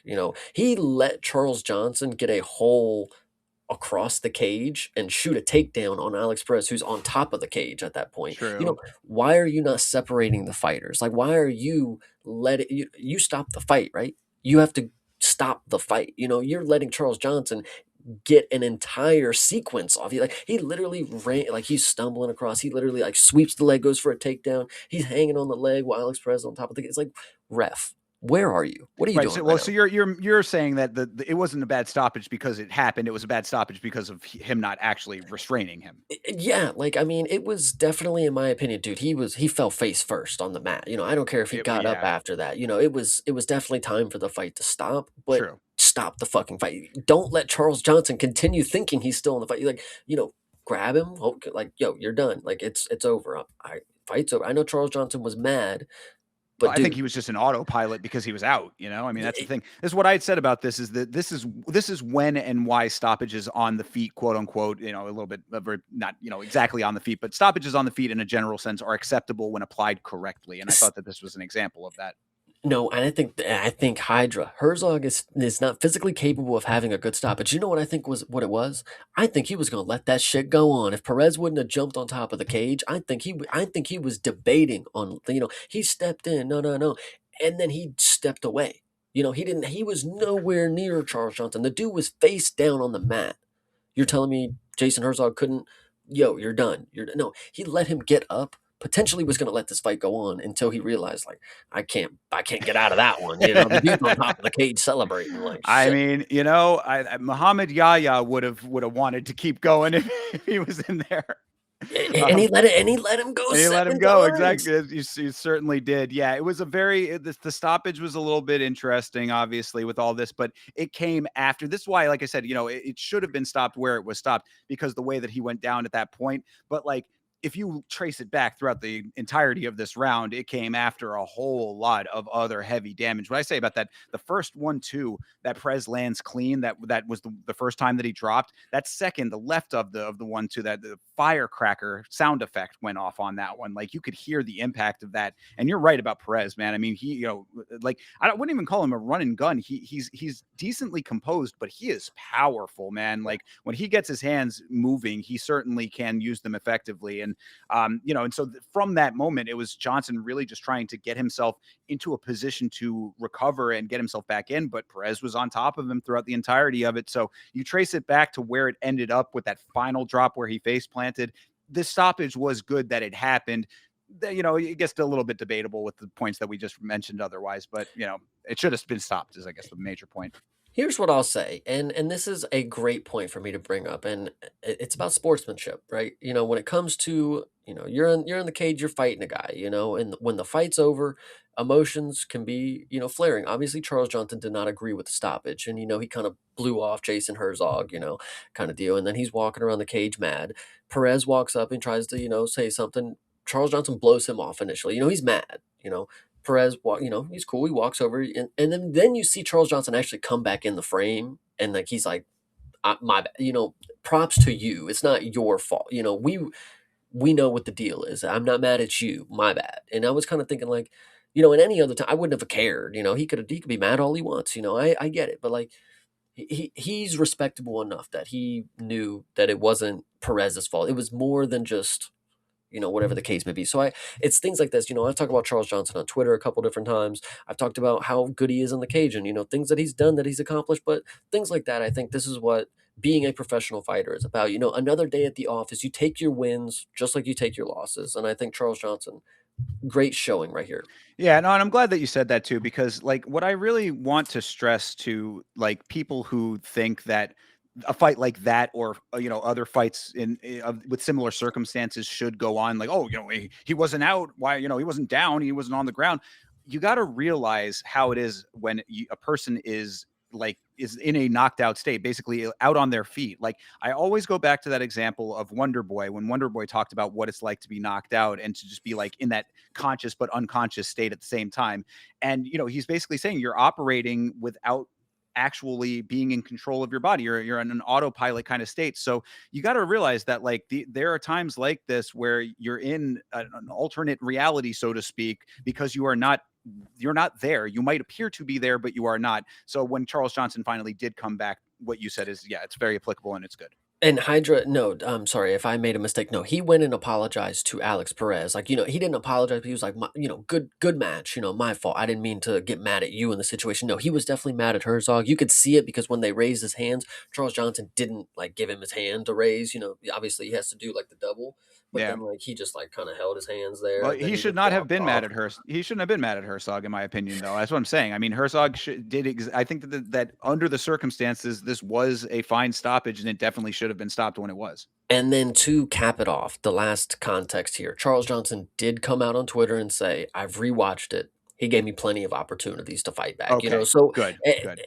it, even he could admit that there was opportunities for him to fight back. There was a long period where he was out of it. It was really hard to watch as a fan and say like, "Damn!" Like when you get to the point where somebody's an underdog, it's like, come on, Charles, like don't go out like that. Like, come on, Charles, you can do this. But like you clearly see like a fighter who's compromised already. Like he literally that first knockdown, dude, like upon rewatch, like, dude, that first knockdown really fucked him up. Oh And the yeah, fact that oh it yeah. didn't get finished right there was pretty crazy. So True. Yeah, most definitely. And I'm glad. I'm glad that you mentioned that as well. That him rewatching it and doing that again. He's not there, folks. That's what I'm trying to yeah, tell. Like anybody who thinks, oh, why was it stopped, or is that bad stoppage or whatever? No, he's on autopilot. So him having to rewatch it, like I'm glad that he did that and made that conclusion, because in the moment he did not have the intellectual capability at the time to make that call or be mad in general. So yeah. I think that that's a real good thing there. The last note that I had about this fight, aside from this being just a complete ass whipping on Perez's side and a really nice performance, aside from the weight miss, is pertains to the weight miss. And Perez's Octagon interview, he said, "I knew my job was on the line. I missed weight, but that's a mess up on my part." I said, "Bitch, you are 2-5 in your last 7, and you missed weight. Your job is still on the line." Yeah, no, that's absolutely hilarious. I love when people are just like, yeah, I shanked it, but new contract on the way, fuck it. True. People do that all the time, and Alex Perez has came out and said that, contract negotiations are looking very bright for him. It's like Brian Battle thought he was getting a contract too, I'm sure, so we'll see how it is. I mean, it's all smiles and shit after you win, but just because you win and you miss weight, brother, things can happen. So Well, I mean, then what I'm hearing from that is that we might end up seeing Alex Perez in Dirty Boxing giving one of the most inspirational post-fight speeches of all time then. true, absolutely. So, well, either way, we'll see what happens there. But in this fight, good job for Perez again, aside from the weight miss. Really good performance. Absolutely. And we didn't actually tally it up after the last fight, but I did lose out on the last one, so I did not, or on the one before this, I did not get any points on Hokic, but Thinker did get the point on Hokic. I get the point on Perez here. So at this point, I think it is all tied up. Is that how that works? I Yeah, think something so. like that. Yes. Yeah. We're neck and neck at the moment on the tally here. Oh yeah. Let's move on to the next one. This is Nikita Krylov versus Modestas Bukauskas. I said, you ever see a fight so bad that a knockout can't make it worth? That is actually so crazy. And I feel bad because the fight, I remember on the podcast, I wasn't sold on Bukowskis. And I was in my mind, I'm like, there was that one fight I remember that he just did nothing against Cutelaba. And I can't tell you why that one sticks out so much to me, obviously. Before this fight, that's what I'm thinking about. But I remembered, he is on a huge win streak right now, 4-fight win streak, 3 finishes, whatever it is. He When he was. got I was watching the weigh-ins. He weighed in after Cameron Smotherman. When he walked up there, I mean, he looked at the dead body and he's like, "Fuck, I'm fucking here." I'm like, dude, I'm like, Jesus Christ, that dude looked like a fucking animal on the fucking scale or whatever. So I'm sitting here thinking like, geez, like this is the pick. I mean, I know that one performance is sticking out to me, but I don't know everything. 3 performances to 1. Surely he's not gonna be that bad again. I don't know how to explain it to you guys. Modestas Bukauskas is just bad again. It's crazy to me because too, in the fight, I'm sitting here thinking like, as the fight starts, I'm like, he just needs that one. Krylov's chinny, he just needs that one. As the fight goes on, you see how many of those ones that Bukauskas actually lands, and it's not many, but it is clean, powerful shots that just do nothing to Krylov, and it actually like. some fights, from the beginning, like, yeah, this dude, he ain't fucking winning. Like, he ain't here to fucking win. And I think this one right here just had it all over. Like, Bukowskis, he gave him his best shot. Krylov just smiled it off and stuck to the game plan, And I think it's fucking insane that we did not see this one coming. But who could, for Well, real? yeah, I mean, it really was just like what Rogan said. It's like he was in first gear the entire fight, and yeah, if it was because he like gave him his best shot and then just decided not to do it again and again and again, then yeah, I mean that's an unfortunate like way to be. But like, it's hard to say that that's what it was or if it was something else. Either way, a terrible showing. I said that you. How crazy is it when you are getting emoted on by Nikita Krylov in the third round? That is not a great look. That being said, shout out to the 10-7 I on the was Ray about to brother. Of do course, it got to first. do. Yes, Come on, absolutely. dude. He was thinking we were gonna miss him. Damn Give you, me 10-7. break, bro. Give me a break. No, and I also said, Chase, we're gonna get the guys from 10-7 on this show at some point on a Friday show. Absolutely. That'd be really, really good. But no, this fight here, like you said, absolutely atrocious. And then to cap it off, you get you get the one of the I mean, when I say one of the goofiest, coming from the two other goofiest finishes that happened on this card already. True. But this fight right here is so insane because on paper, I mean, Krylov had a huge comeback, bro. He got a knockout in the third round, some war that he went through after getting knocked out twice, against some killer on a win streak. On paper, okay, good. I respect it. Mate, please give him somebody else. Please give him another dude that can knock somebody out. And I'm going against Krylov again. I'm telling you guys. So Oh yeah, no. Well, that's the thing is, it's like I cannot imagine Modestus Bukauskas navigating this fight with the information that we have, the way that he did. Like, I mean, like, what this dude is coming off of. You know that if you continue to do the things that you need to do, eventually it's going to add up, or you can get the shot that seals the deal in one. Like, it's either or. But he didn't do any of that through 3 rounds, barely turning up at any moments throughout all of this. Like, there were a couple of them to the point, like I said, Krylov is over there. He's jogging in place. He's Fortnite emoting on this guy right now, and then all of a sudden ends up knocking him out right before the fight ends. It's like I cannot believe that this is how this all played out. yeah, absolutely. And Hydra, back-to-back controversial finishes, then this stoppage, and then of course what we got later. Yeah, no, this stoppage was even weirder because he drops him literally with 10 seconds left, and then he's getting some ground and pound punches, and I'm like, no way he's gonna get this finish. Like, come on, there's 3 seconds left. And then you see Modestas literally just like lifeless. Like, it's like, oh my fucking, like, are you fucking serious, bro? You do nothing the entire fight. You know, Krylov, credit to him. He's actually a very good kickboxer. He actually has some really good kicks, really good form on it. He mixes them up a lot. I mean, you can look at the striking right here, 25 leg, 22 body, good deal. But Modestas getting dropped and finished with ground and pound in the last second. It's like, dude, give me a break, bro. I hate to say that like my heart knew all along that Modestas was not like the guy, but like my brain understood why I should have went with that, like, but Oh, I sure. you Yeah. couldn't No. fucking predict this. Well, and like, this is, I think that I also have to make a mention as to like where we were at when it came to like the year end spectacular and like why he ended up on that list. He did do those things. You know what I mean? He did have the year that he had.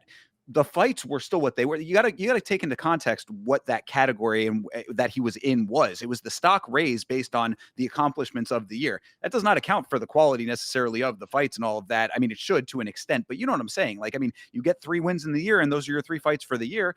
That's a stock raise, but you still have to take the fighter himself into the equation when it comes to these kinds of things. Also, on the other side, Nikita Krylov coming off the losses, this should not have been the fight that this was. You know what I Mhm. mean? This should have been completely different. And also, I have to note, there was so much clinching in this fight. He had so much time to think about game planning. He had so much time to alter the course. There were a lot of things that could have been different in this fight. He didn't do any of those things. It gets you right back to square one with your thoughts about this fighter. You know what's crazy? And this dude trains with Tom, by the way. Tom Aspinall is just ruining fighters left and right. Martin Boudet is out of the fucking thing. Mick Parkin doesn't even fight anymore. Buchecha is terrible. Ante Dalia gets Oh knocked out. I mean, you God. can go down the list of people that A, are not going to fight Tom, and B, are just not very good anymore after they've trained with Tom. So keep him away from everybody. I mean, Patty the Batty was seen with Tom a little bit ago. I'm not saying they were training together, but listen, we'll get into it. This fight here, absolutely atrocious showing from both of them. Now that I actually think about it, the fact that Modestus, went to decision with Cutelaba and wasn't able to actually engage or be very aggressive, should have seen that one coming. This is actually a pretty good matchup that's like elevated from Kutalaba. Like Krylov has a lot of those same skills while also being very, very bad, but like he was able to pull out the W kind of deal. So I think Yeah. it was good matchmaking on their part, but damn, Modestus really fucking shit the bed, bro.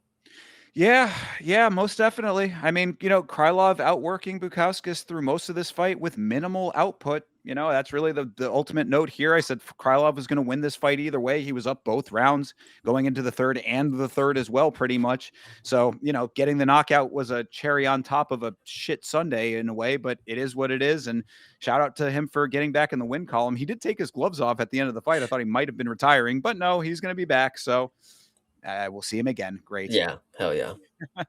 All right, let's keep it moving here then. This was an interesting one. So, yeah, as we had said, this is the first card of the year, and up until this point, we have had all finishes. I don't think that anybody could have predicted that this would have been the first decision of the year. This is Teba Gauthier versus Andre Pelayev. Yes, and nobody would have expected this fight to go to decision, of course, because well, Gautier is a killer, and he still showed that in this fight. He showed that he has the power of a killer, and I'm going to note this right off the bat. My dad really wanted me to bring this up for you guys. Gautier, he had the opportunity to finish this fight in the first 10 fucking seconds. He did not, and my dad wanted to give him props. Like, he gave him the opportunity for a fight. It wasn't just like I'm gonna just whoop you and we're getting out of here. He came in here with the intent for experience. He came in here, he could have finished it early, but he didn't. He gave him the opportunity to fight back. Now I will admit, to his detriment, that is why he did not he was too measured. He knocked him down 3 times and he did not pounce on a finish. That is what Gautier, unfortunately, is going to need to take away from this matchup. But the only thing that I would say nobody expected, and I'm going to give major props because we have been down talking Andre Pulayev for a little bit.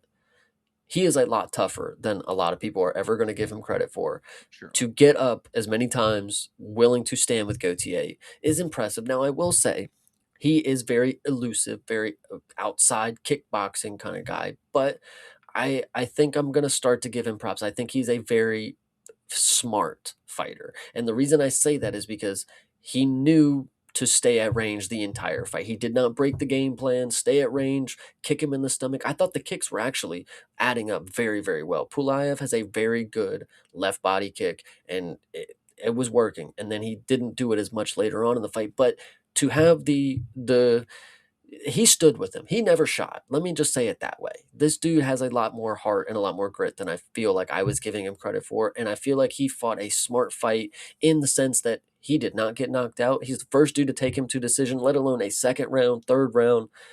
He did it, and I will give Pulayev a little more credit going forward now. Well, fair enough. Yes, it leads me perfectly into my first note. Shout out to Pelayev for being one tough moron, Yeah. content with getting dropped multiple rounds and never once considering a level change. This is again the theme of this card: people who desperately need to be level changing and just not doing it. Pelayev certainly in that camp, but like you said, very tough. He gets knocked down by the first punch of the fight. Gauthier was on the hunt for it, but somehow Pulayev, survives that one, which again goes to the point of what you had said. Gauthier, it seemed like there were multiple times in this fight where he had the ability to continue the combinations. Like I said, the second round, Gauthier had Pulayev on the cage, landed one of his signature combos. He loves to do the power shots followed by knees. That's a really solid thing that has worked for him multiple times at this point. He then just decides to back off at some point. Like, he just stopped the combo. I was like, bro, why? You literally had him exactly where you wanted him. It made me question his cardio a little bit. To his credit, his cardio did seem to hold up decently. He did fade a little bit in the third, but it might have been because he's conserving, because he's huge. Even at middleweight, he's a pretty big guy. I think that maybe there's some factors there. I think also what was key is, and I don't pick up on this stuff. The stance was giving Gautier very, very much problems because Pulayev, one, was able to be elusive. He's getting his head off the center line very, very well here because Gautier just throws these straight bombs, and when he throws his straight right, Pulayev is just dipping out to his weak side, and Gautier was not able to just land these bombs, as much as he wanted to. He had to set him up a little more easy. There was a knee that he landed that was pretty good, that was early on in the fight. It shows really good instincts from Gautier, but he didn't have the ability to switch stances and give a different look that actually made Pulayev, go a different direction. He was just circling him the same way, and as soon as Gauthier was able to cut him off, he just circled the other way and then go back the exact same way. It wasn't really that hard of a task, but it was a very safe and effective fight to go against somebody who's very, very dangerous like this. And I agree doing that against Christian Leroy Duncan. We don't want to see it. Listen, I think this one he was more willing to show his toughness than he was with Christian Leroy Duncan. That's the way that I'll put it. Because I think this one right here truly he showed his toughness. Really, that's what it was. Yeah, well, and I think that it was a better showing of the toughness and also a better utilization of the core skill set, I guess you could say, Mhm. the things that he falls back on. I think actually work to his advantage better in this fight because much like on the Contender Series, Pulayev overreaches his hand striking like crazy. His shots when he's throwing punches, he is loading them from a mile away and arcing like from such distance. It's amazing that he can land sometimes with the way that he is throwing these at the crazy amount of distance he's doing it. But it's even more amazing that he doesn't get countered more. Like, and I mean, I think that Christian Leroy Duncan was close enough range that he was able to kind of get past a lot of the longer range stuff. So this is a better utilization of that because, like you had said earlier, Gauthier was having trouble with the stance in general. So if he's able to already keep that distance,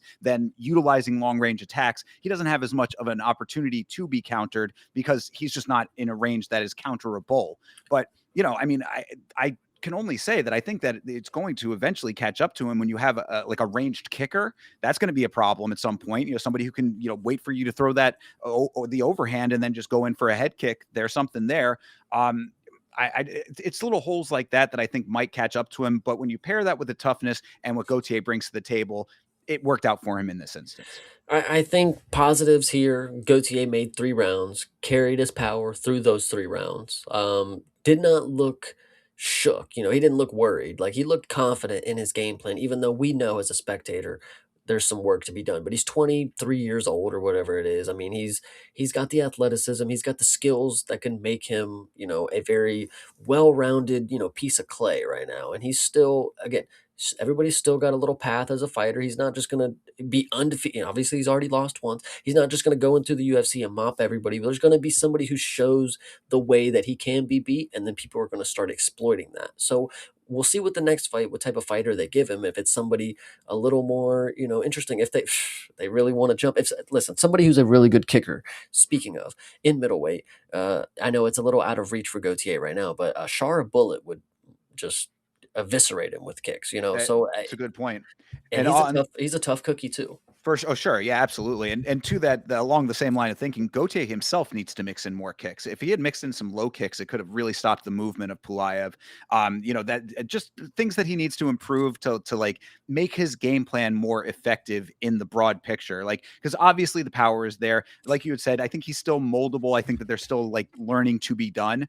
But that would definitely be one of them is mixing your own low kicks, the calf kicks, go the inside leg kicks kind of route.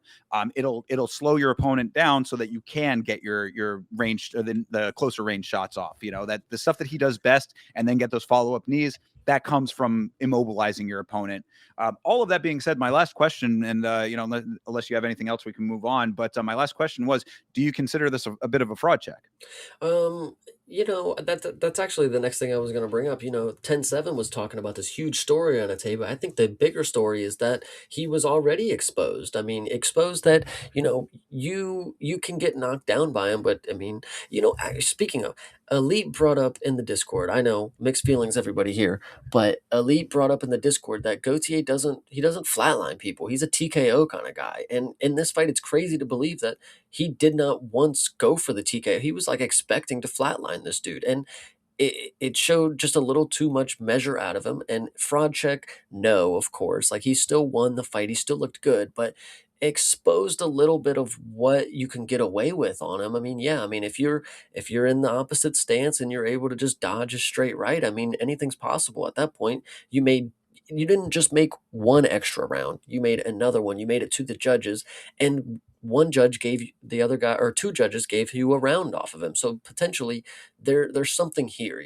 Obviously, when you look at Jose Medina, Robert Valentine, like all these other, they're not very good fighters. But Andrea Pulayev, a guy that we did not agree was a or that we did agree was not the greatest fighter, he was able to take a round off of him. So there's better people out there as well, what I'm saying here. True. Yeah, no, I agree. And I also do not think it's a fraud check in the broadest of senses. I want to draw a comparison. I think that it is an exposition similar to what we saw out of Joel Alvarez moving up to the higher weight now, where you had a version of the fighter in your mind based on what you had seen out of him in a different capacity. Now you have an opponent that granted the circumstances are a little different because it's a weight difference for Alvarez, but what I'm saying is that you get different looks out of something else from the fighter that you hadn't seen before, a different version of them, different circumstances. It changes the perception. You see that there are weaknesses that are exploitable when the circumstances are different than what they were before. Absolutely. So, all right, good deal there. All right. Well, then that brings us to the last fight of the prelims. Oh, buddy. This one was a fun one, wasn't it? This was Umar Nurmagomedov versus Davison Figueiredo. What a do-nothing fight this was. Yeah, I feel like we said, I mean, it's not that we said it. I mean, how do you not expect that? Did we really think that this was going to be a banger? No, it's shelved on the prelims for a fucking reason, and we realized why. Like as soon as we watched this fight, I mean, you saw nothing happen for 3 rounds. That's the insane part. 30-27 is valid, but I mean, how do you score nothing really? I know that they have total strike scoring here, but I'm honestly not gonna lie to you guys. Did they punch each other once? I don't know if that's even factual. Brother, 0 landed strikes for Figueiredo through the first 4 minutes. Yeah, so that's pretty nuts to think, and I think we're getting to the point out of the last recent figurator performances. And listen, this guy's a former champ. I've always said championship DNA. It's a little different. You want different things. He went to bantamweight with the idea that he could go claim gold, but after his recent performances, Peter Young was actually a really good one. I'll give him that one. But this one and Corey Sandhagen, he might have just been in it for the money. I'm serious. Like missing weight on top of it too here is pretty crazy, but like he genuinely, first off, you're a fucking fat flyweight who misses weight. Then you go to bantamweight and now you're a fat bantamweight who misses weight. Can you make your mind up? Where do you want to be? Yeah, you are really cooking with that one for sure. Absolutely. Yeah, no, that being what it was, what I said, if CTE is still in the chat, this is a shout out to him because CTE posted a video in the Discord after this fight that I thought was very illuminating. It was someone had put together a fast forwarded version of the fight, which is just the fight playing at I think like 2.5 speed. And if you watch this fight in fast forward, it is so apparent how few total engagements, strikes or otherwise, even with the takedowns. There were a couple of them. Obviously, it's an Umar fight, but there were so few engagements, period, in this fight. So really, I say that to say when you say that the Piotr Jan fight was a good showing for Figueiredo, Piotr Jan made him fight in that fight. This is what you're getting out of Figueiredo when he is left to his own devices and Umar is going to fight how Umar fights. Like this was a very standard Umar fight because again, Mario Bautista made Umar fight a little bit more than this, of course. And you saw that he actually had to work for it. You had 2 guys both waiting for the other one to make the other one do something. And this is what you got out of it. Absolute shit.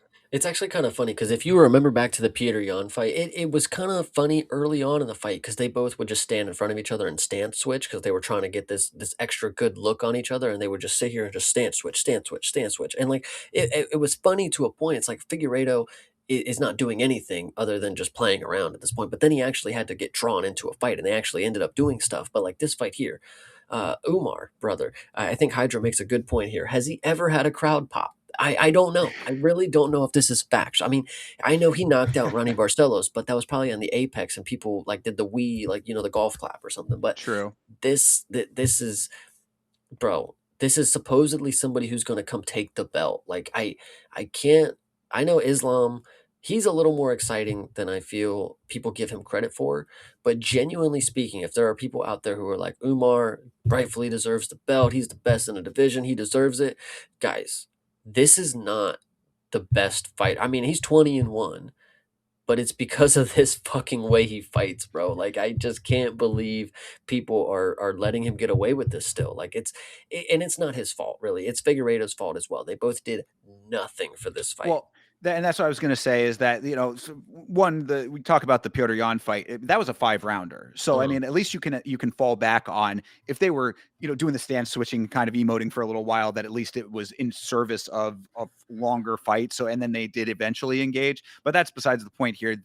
I crashed out on the watch along at one point where I was it was in the second round. Figueiredo is just standing there taking pictures, not throwing shit when Umar's face is in front of his and he is backed to the cage. I'm like, what is like, if this is not the point that you're going to strike, when are you going to strike? It's not going to happen. Again, no pushing of the pace on either side. So, like you said, takes two to tango on this one. Somebody needed to take the lead. I guess Umar took the lead to an extent with the takedowns. Fine, whatever. Lay and pray king over here. Did not want to push the striking. This was inevitable. And Joe Rogan knew what was up on commentary. He gets a lot of shit for some of his more wild takes, but he was right on the money with this. This is not a performance that screams, give this man a title shot. Absolutely. I definitely agree. And we're going to talk about that a little later as well. But like this performance right here, I mean, it's just proving where bantamweight is at right now. I mean, you can't for the life of you find somebody who's not just on that bullshit. Like Jesus Christ, Marab at least was dedicated and hard nosed.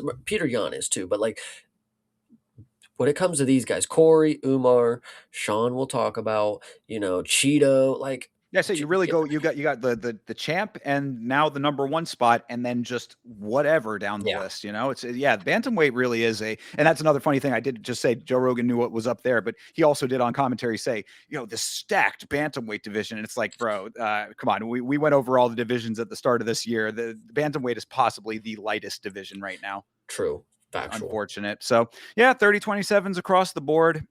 Okay, great. Another more win. Like I had said, I think that he is a winner. That I think that those are two different things in his context. Is he good? Yes, he wins his fights. He is excuse me, is he a winner? Yes, he wins his fights. Is he good? That's up to your proclivities of to what you like in a fighter and the fight style and all of that. So, really you can feel how you want to feel, but you saw this fight. It's hard. If you do not have a beard that is, around the bottom and no mustache, then I don't know if you really were feeling this one all that much. I could be mistaken. They didn't give him a post-fight speech, right? Did not actually, and I do have a note about that because literally because of the way that Paramount Plus is, if you go back and rewatch this fight, they literally cut off the announcement of Dominic Cruz getting inducted into the Hall of Fame, which is, we can talk about that in a second here, but they cut that off on the replay immediately as Anik starts talking about it. He's like, and now we have a big announcement, a guy who's done, so many things in the spot. And then the Yeah. video cuts off. Nice. You would think they would bring up Habib. He's already in the cage. Like if you're watching it and it cuts off, you have no idea who they're talking about. Clearly, they'd bring up somebody that we would know if the watch along is going to cut off right before we find out. But no, Dominic Cruz, of course, gets inducted into the Hall of Fame. So what do you think about that, Thinker? I mean, I said it on the watch along. I don't think that anybody can be mad at that. I mean, or Right. have any negative opinions about that. Dominic Cruz is as deserving of being in the Hall of Fame as anybody is. And what he did in this division that we were talking about being so light now cannot be overstated. I mean, he's one of the best to ever do it at that weight. So yeah, I don't have too much to say about it. I think it was almost a foregone conclusion that he was going to be in the Hall of Fame. Yeah, I mean, obviously, no real remarks on if he should have been in or not. Obviously, he's a Hall of Famer. Did you actually watch the promo video? Was it a good one, or is it like standard what we've seen from promos? I didn't catch this one. Yeah, I mean, standard. Yes, yeah, it was definitely standard. It was fine. Dominic Cruz was on the broadcast, of course, so it was nice to see him able to actually take that in and stuff. I saw Bisping. Bisping was right next to him, and he was like, "Man, congratulations." I was like, "Man, look, they are bros." As much as they bicker, but man, like they are bros. Well, and I didn't want to go too deep into it, but it's like, you have to get past Dominic Cruz's personality to be okay with him. And that I think is what Bisping has the ability to do. So shout out to him for that. Yeah,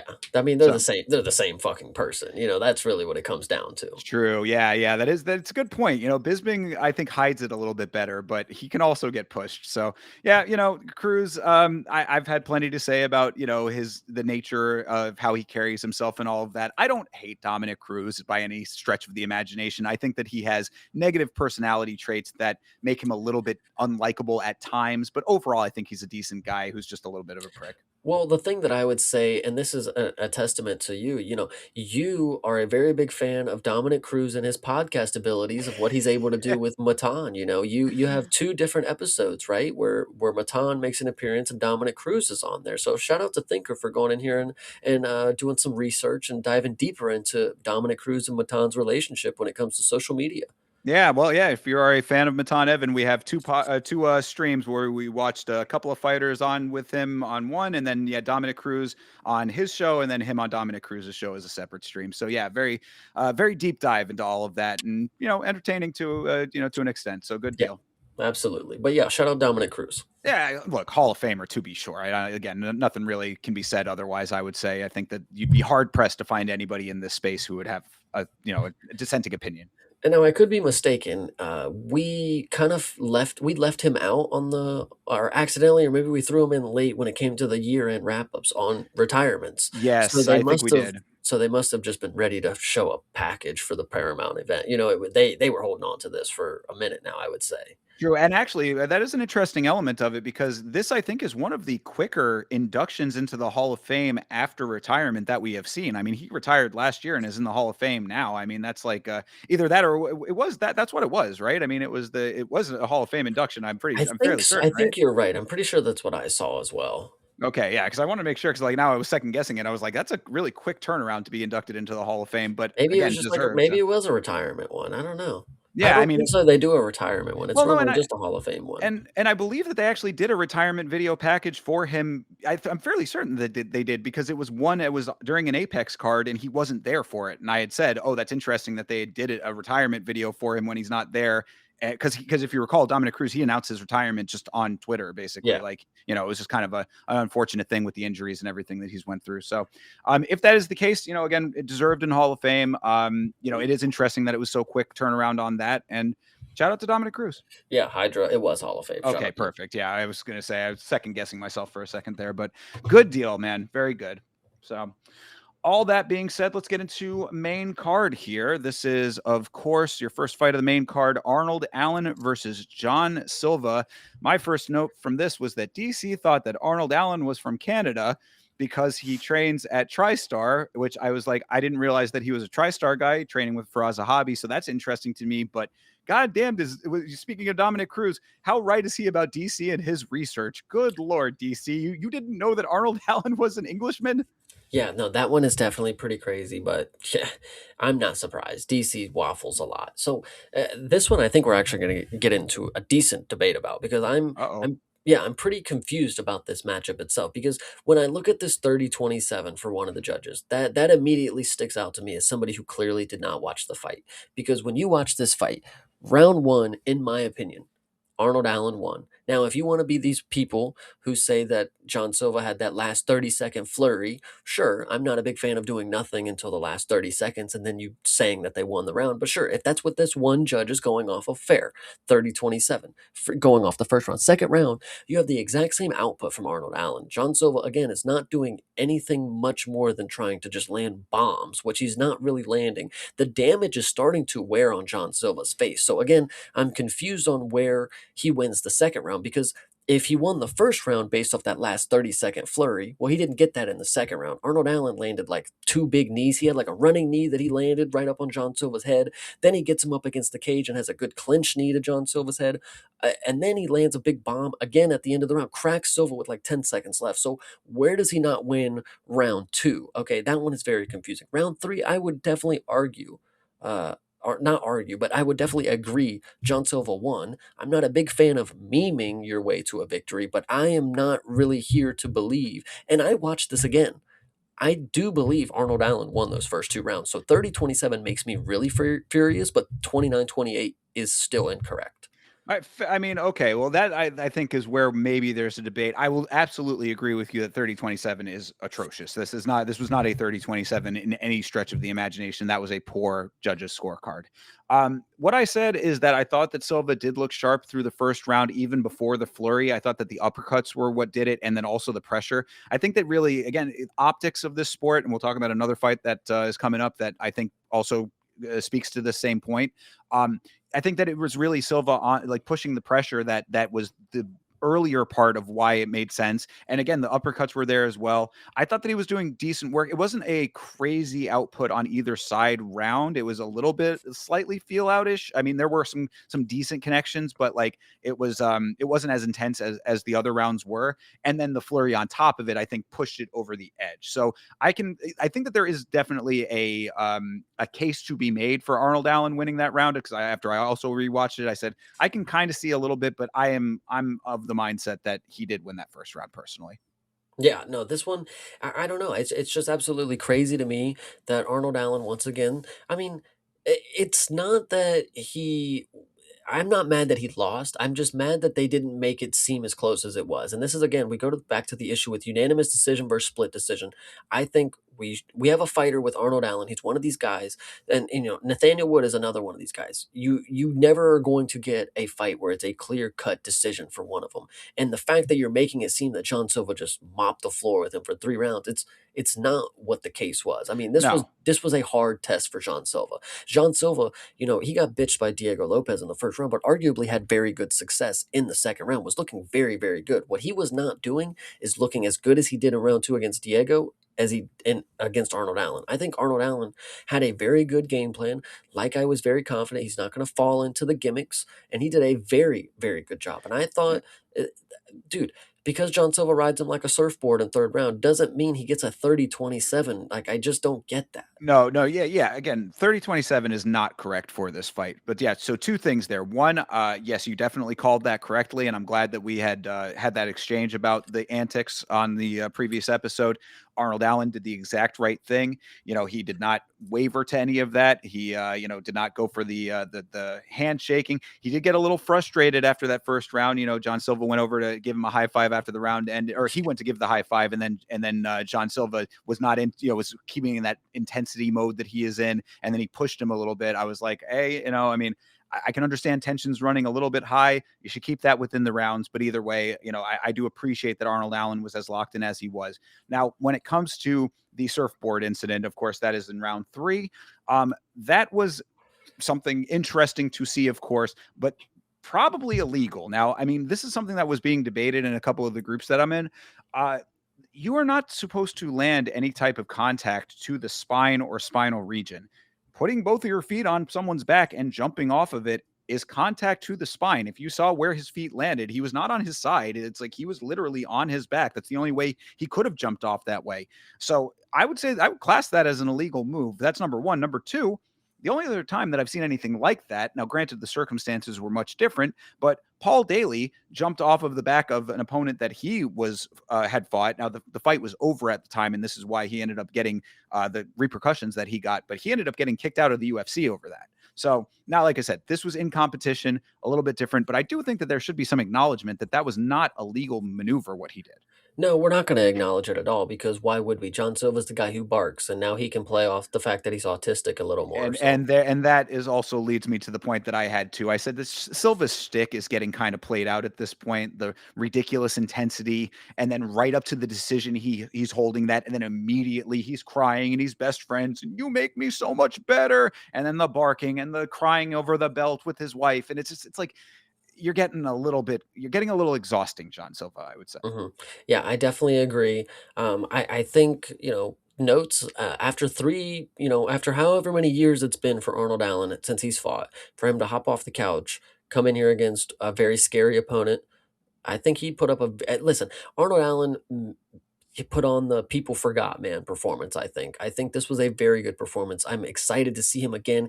Every time he fights, again, same thing with Nathaniel Wood. I mean, they come to scrap. They're here for a fight. They don't really dominantly beat people because that's just not their fighting style. They wanna have a fight, and if it's close, that's fine. But like, I would really like the judges to reflect that. 30-27. We're gonna talk about this, maybe with this next fight with the judging. But like, I just genuinely think that you don't even watch the fight if you gave both all 3 rounds is crazy though. Like, No, yeah, it absolutely is. No, I agree entirely.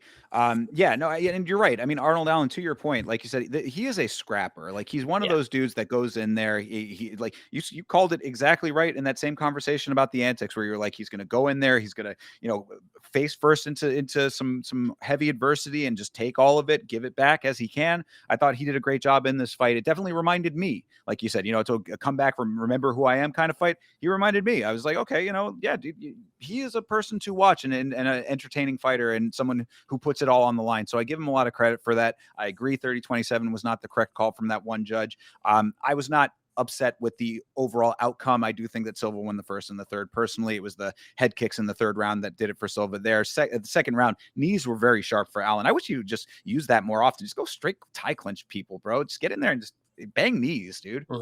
Yeah, no, I definitely listen. This was a good fight. The antics are getting a little too much.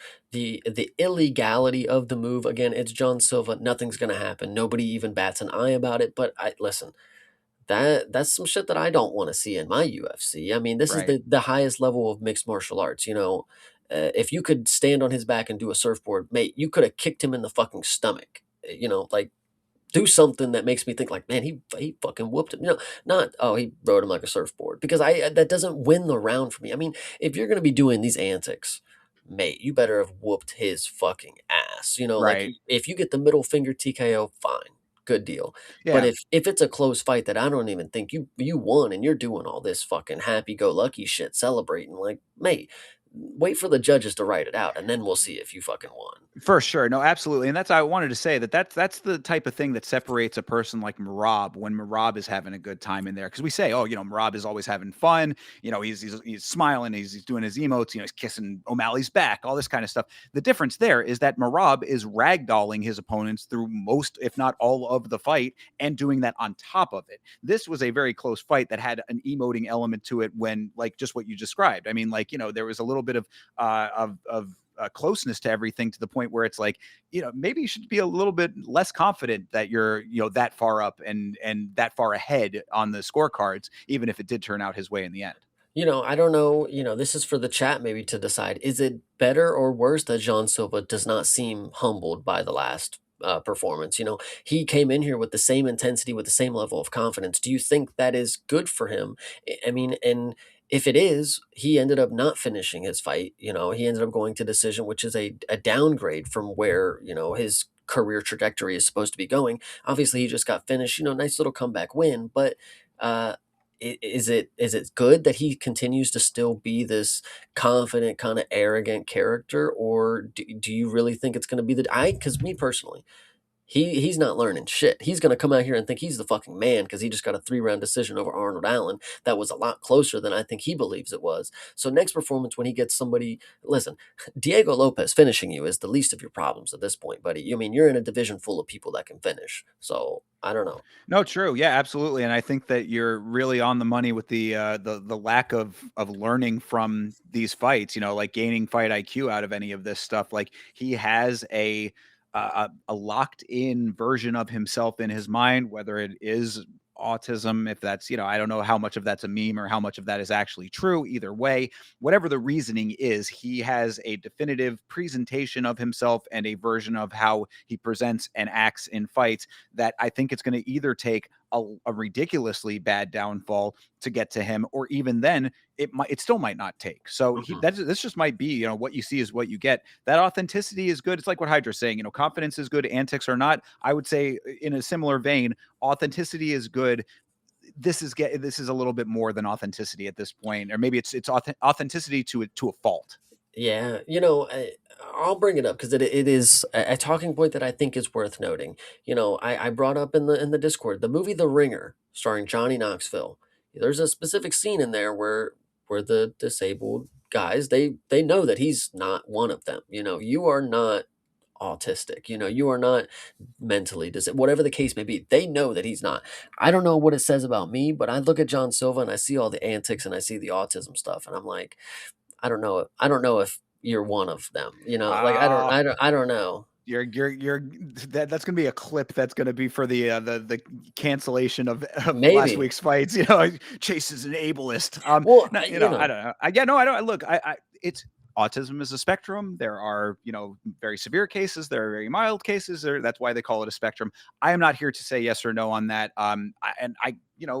I think it's a little too much. That's all that I'm saying. That's I think the better point of it is really it's besides the point to me, because you True. can, you obviously you're high enough functioning autistic, if you are autistic, to be fighting in the highest, most prestigious fight promotion in the world. So obviously you have people around you that can also be helping with your, the way that you present yourself, all of these things. Like, just, it's not, autism is not something that you fall back on as like a crutch. You know what I'm saying? Like, you can still present and, be within the framework of what you're involved with. I am also thinking back to the point that he was on Twitter and, the whole Zionist thing, obviously another political thing that I'm not trying to get too deep into, but Sure. his out is, it's a language barrier. I don't really know what I'm saying. I don't know. You guys mistook it. Does he know that autism means mentally, like, something on the spectrum kind of deal? Like, or is he just saying it like it's a cool word? Like, do we know? Like, I don't know. Is that his going to be his out? Like, oh, I didn't know that. I thought it just meant two cool dudes were gonna fight, Like, I don't know. You the language barrier being the thing when it comes to the autism would be a really, really funny Eh, revelation if he tried to go that route. But I'm just saying, guys, we don't know. I mean, he didn't know that he was being some sort of way about other things, Who's to say he doesn't know this time, or if he's gonna pretend that he doesn't know. I don't know. That's all yeah, that I I'm mean, saying. I guess that's the big takeaway, is perhaps John Silva is a case of when aura farming goes horribly wrong, if this is all of the possibilities here. But I guess time will tell. We'll have to see how he continues on forward. Right now, I think the win certainly will keep him in the same mindset for now, and it's going to take one of the things that I talked about earlier to see if any of that changes, if it ever But is going to. and so to Hydra's comment, am I wrong to think that that is a possibility? So I thought autism meant silly guy. My bad. Like, I don't know. Like, again, I can't say. It's hard. It's hard to know the truth of the matter. How about this? He responded to someone about the Zionism issue on Twitter. Maybe somebody go and ask him and see what he says. true, true, true. You define autism to us, John Silva, There and we then go. we'll figure it out. Yes, yes, absolutely. Everything All gets right. defined every day, We learn new information every single day. Constant vetting process, as indeed. So yes. All right. Well, either way though, a win's a win over here for him. I think that this was an okay conclusion, 30-27 at side. And shout out to Arnold Allen for a good performance. Absolutely. All right. Well, that takes us to the next fight here. What some people said could have been the featured prelim, but we can talk about the differences maybe. This is Natalia Silva versus Rose Namajunas. This was an interesting one to me because I was very confident on the watch along as to how I thought that this fight was being scored. Rewatched it, saw a couple of things maybe that I wasn't considering, but overall, I still think that there maybe is a perception of this fight that is a little different from what I thought. So go ahead and give your thoughts on this, Chase. My thoughts, when I'm watching this fight, I see Rose do exactly what she's done in every other one of her fights, that she's magically walked away with a W. And I'm not going to argue and say that she's won those fights, in my opinion. There's fights that I thought she's lost and she's walked away with 30-27s from two fucking judges. It doesn't make sense to me. But the way that I watched this fight, Rose was doing everything that she has done in every one of her previous performances where she gets these fucking nods from the judges. So when I go into the third round and I see all the Twitter boards on the bottom left and they're saying 2-0 Rose, 2-0 Rose, I'm sitting here thinking like, yeah, I mean, that's probably likely. I mean, I haven't seen her do anything that makes me think, damn, Rose has fucking lost it. So I don't know what the case may be, but I'm watching this and I'm seeing Rose be Rose. It didn't look like an off night for Rose. This looked like Rose kind of in the zone.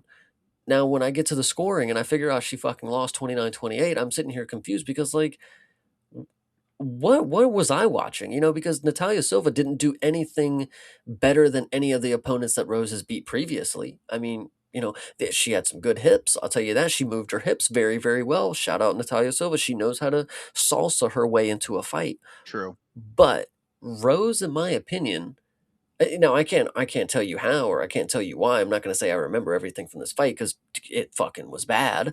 But I thought Rose won at least the first two rounds. I thought it was easy. Well, okay, so let me get into the little bit of the breakdown here. So I said that Rose took the second round handily. I thought that was very clearly her round. She was in control of everything, got to the ground for a while there. She was on the ground on top. I thought that was a pretty clear-cut round for her. And then Silva, I thought, took the third round very handily. She turned up the striking in a major way at that point, more so than she had throughout the entirety of the fight. So if those two rounds are solid for either fighter, then it would be 1-1, with the first round being the one that would be the decider of all of this. In that first round, both of them were whiffing a lot of shots. They were both extremely cautious in that first round. The thing I will say is that if you watch it with the fight on mute, I think that it puts it into a little bit more perspective, because the commentary glaze for Rose was ridiculous in this fight. I mean, it was like, she's a former champion, she's got all the striking. This is her type of fight. So there was one point where Anik actually had said that Silva didn't land the left hand in the first round. He was like, oh, came dangerously close with that left. She did land it. So I'm saying, like, I'm not saying that they were intentionally trying to make it out like Rose had won that round or sway the opinions of people. They were watching the same fight that we were, and they're reacting in real time too. But I'm just saying that, like, on the rewatch, there were moments for Rose in that first round. I think it was a very even round overall. But that being said, if it is a very even round and the sport is the optics of it, I thought that the look to me was that Natalia Silva took it. I think at very best, I could say it being a draw, with the last two being what they were, and that being an extremely close. I think if you really tally it up, it was almost a dead heat. So I'm not mad at this decision, even if I think that there is some debatability about the first round and who it went to. I just think it's genuinely impressive that they found the prospect that they finally want to get over on Rose. There have been plenty of other opportunities. Miranda Maverick was not the one. I thought she won that fight on a bum knee, but that's just my opinion. Natalia Silva skated by here, and she is going on to fight for the title next. That has been confirmed basically. So what do you have Is to that say about it? Oh yeah. Oh yeah, yeah. that's 100% confirmed. I mean, that's what she's been told. So Okay. All right. Well, whatever that means to you. what it means to me is that she's the next victim of the champ, is really what I think that comes down to. Because what this would be Val. Valentina. Yeah, then yeah, come on, dude, give me a break. No, did she win this fight? I thought that, again, it was very close because of that first round. I'm not mad at the decision. Her going on for a title after this, I what I said before this in the last episode that we did, is that I feel like Natalia Silva has not been tested the way that she needs to be tested in the UFC. I don't think that Rose did it either. I think that Rose did pretty much the same thing that Alexa Grasso did to an extent, and every other one of her opponents, which is give her too much respect. Go in there and get your hands on this woman and take her down and smother her like she did it in the second round. Why True. couldn't you have just made that a 3-rounder? Yeah, I definitely agree. I mean, this was, like I said, not the greatest fight, not the greatest performance for either woman, but we do have a new contender and we have a fresh matchup for the division. So I guess that's really all that we can say. Yeah, and look, when it comes to Val, like, granted, time marches on. There's going to be a point where she's not going to, we obviously, she went through it with Alexa Grasso. Like, there's going to be a time where, time comes for her. I don't know if it is now, and I don't know if it's with Natalia Silva. So if she does happen to be the person that ends up being that thing for Val at the time that she is fighting, then okay. But I just don't see it. I mean, like, I cannot see it until I actually do see it. You know what I hmm mean? Yeah, Silva, she's got a little confidence. She said that she was going to beat Rose and she was going to go beat Val and go take the title. I don't know if it's misplaced. I mean, she won another fight. This is like 13 in a row or whatever for or whatever the case may be. I If she beats Val, I'm not going to lie to you guys, she might be champ for a little bit. I mean, if she can get past Val with this style, there's no other person. I mean, she already got past Rose, and what else is there to say? Rose has all the tools to be able to beat her, and she didn't. So if Val True. can't do it, Silva might have this belt for a little bit, is what I'll say, because we don't have no hard nosed wrestlers in flyweights that'll just fucking dog her out and just take her down. And, it's just, I don't know, man. This is just rough. Yeah, and again, it goes back to the exact same point that we made on the State of the Rankings episode, saying that now is potentially one of the best times to be an elite mixed martial artist if you are a woman. Go in there and get four wins in a row could put you into a serious conversation based on what we are currently seeing out of most of the divisions. Absolutely. So, whatever. Anyway, all right. Well, that was that one. Let's move on to An even weirder one here. This is Waldo Cortez Acosta versus Derek Lewis.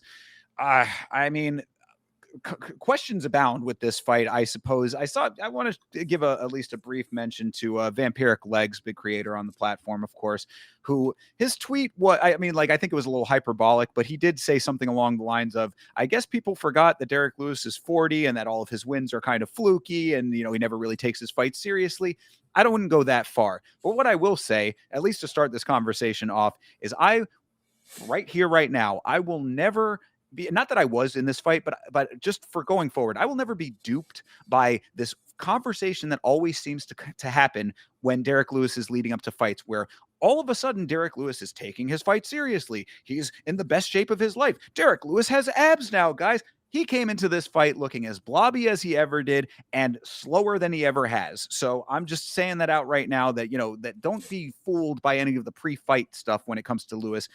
Aside from that, give me your impressions of what happened here. Well, the impressions that happened was the first round, they did nothing. The second round, they did nothing up until 3 minutes and 10 seconds, where Derek Lewis decided to lay on his back and turn over to his stomach and just basically tell Waldo to finish him. There really wasn't anything to talk about in this fight because they didn't actually fight each other. Waldo was too quick. Derek Lewis, like you said, way too slow, way too blob like. And Waldo is, he actually is very elusive for a striker at heavyweight. And it sucks that he didn't actually take risks to, like, counter and, fucking, bop Derek up. But he waited until the second round, up until when we all knew Derek Lewis is least likely to do anything, is, even after the first 30 seconds, least likely to do anything, but get him out the first round. And, I actually think I said that pretty well. Waldo should be able to get into the second round, and I think that's when he would go for the finish. Now, did I expect Derek Lewis to do what he did? No. But can you really expect the unexpected? This guy, he got jabbed, as you think, until you see the replay, and then he falls to his butt and he lays there. Waldo walks to his side. Derek Lewis does nothing until Waldo gets his fist on his face. Derek Lewis again turns over to his stomach and covers up, and the fight is over. Yeah. So Well, so yeah, I mean, just to go through the lead up, there was a little bit that happened here, but not much. Like you said, it was not an overly eventful fight. Lewis was very kick heavy early in this fight, and I thought that was kind of interesting. I don't know where that was coming from, but I think it may just be the fact that he knew that Waldo was going to be quicker than him, so I guess he was just trying to catch him with some kicks early. Whatever the case was, he landed a couple of them, but they weren't really all that impactful to change the course of anything. But it was right around the time in the first round where Waldo caught one of those kicks and Derek went down to his back and stayed down. And I thought, ooh, this is not going to go well. This is not looking good already. This is round one. Derek Lewis is sweating profusely. Now, of course, we know that Derek Lewis, as a big guy, he does sweat a lot. And so that's, his balls get hot, dude. very much so. That is absolutely true. Something I said on the watch along as well.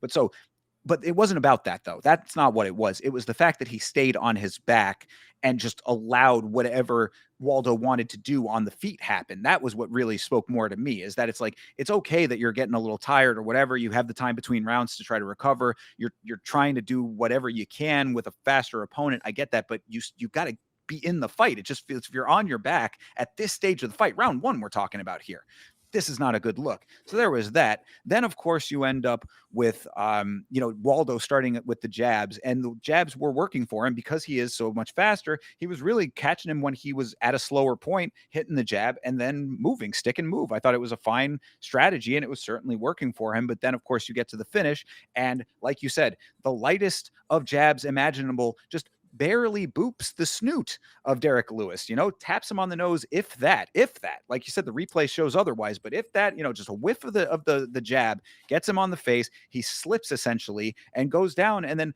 Waldo, if you saw the replay, Waldo motions for him to get back up. He says, hey, come on.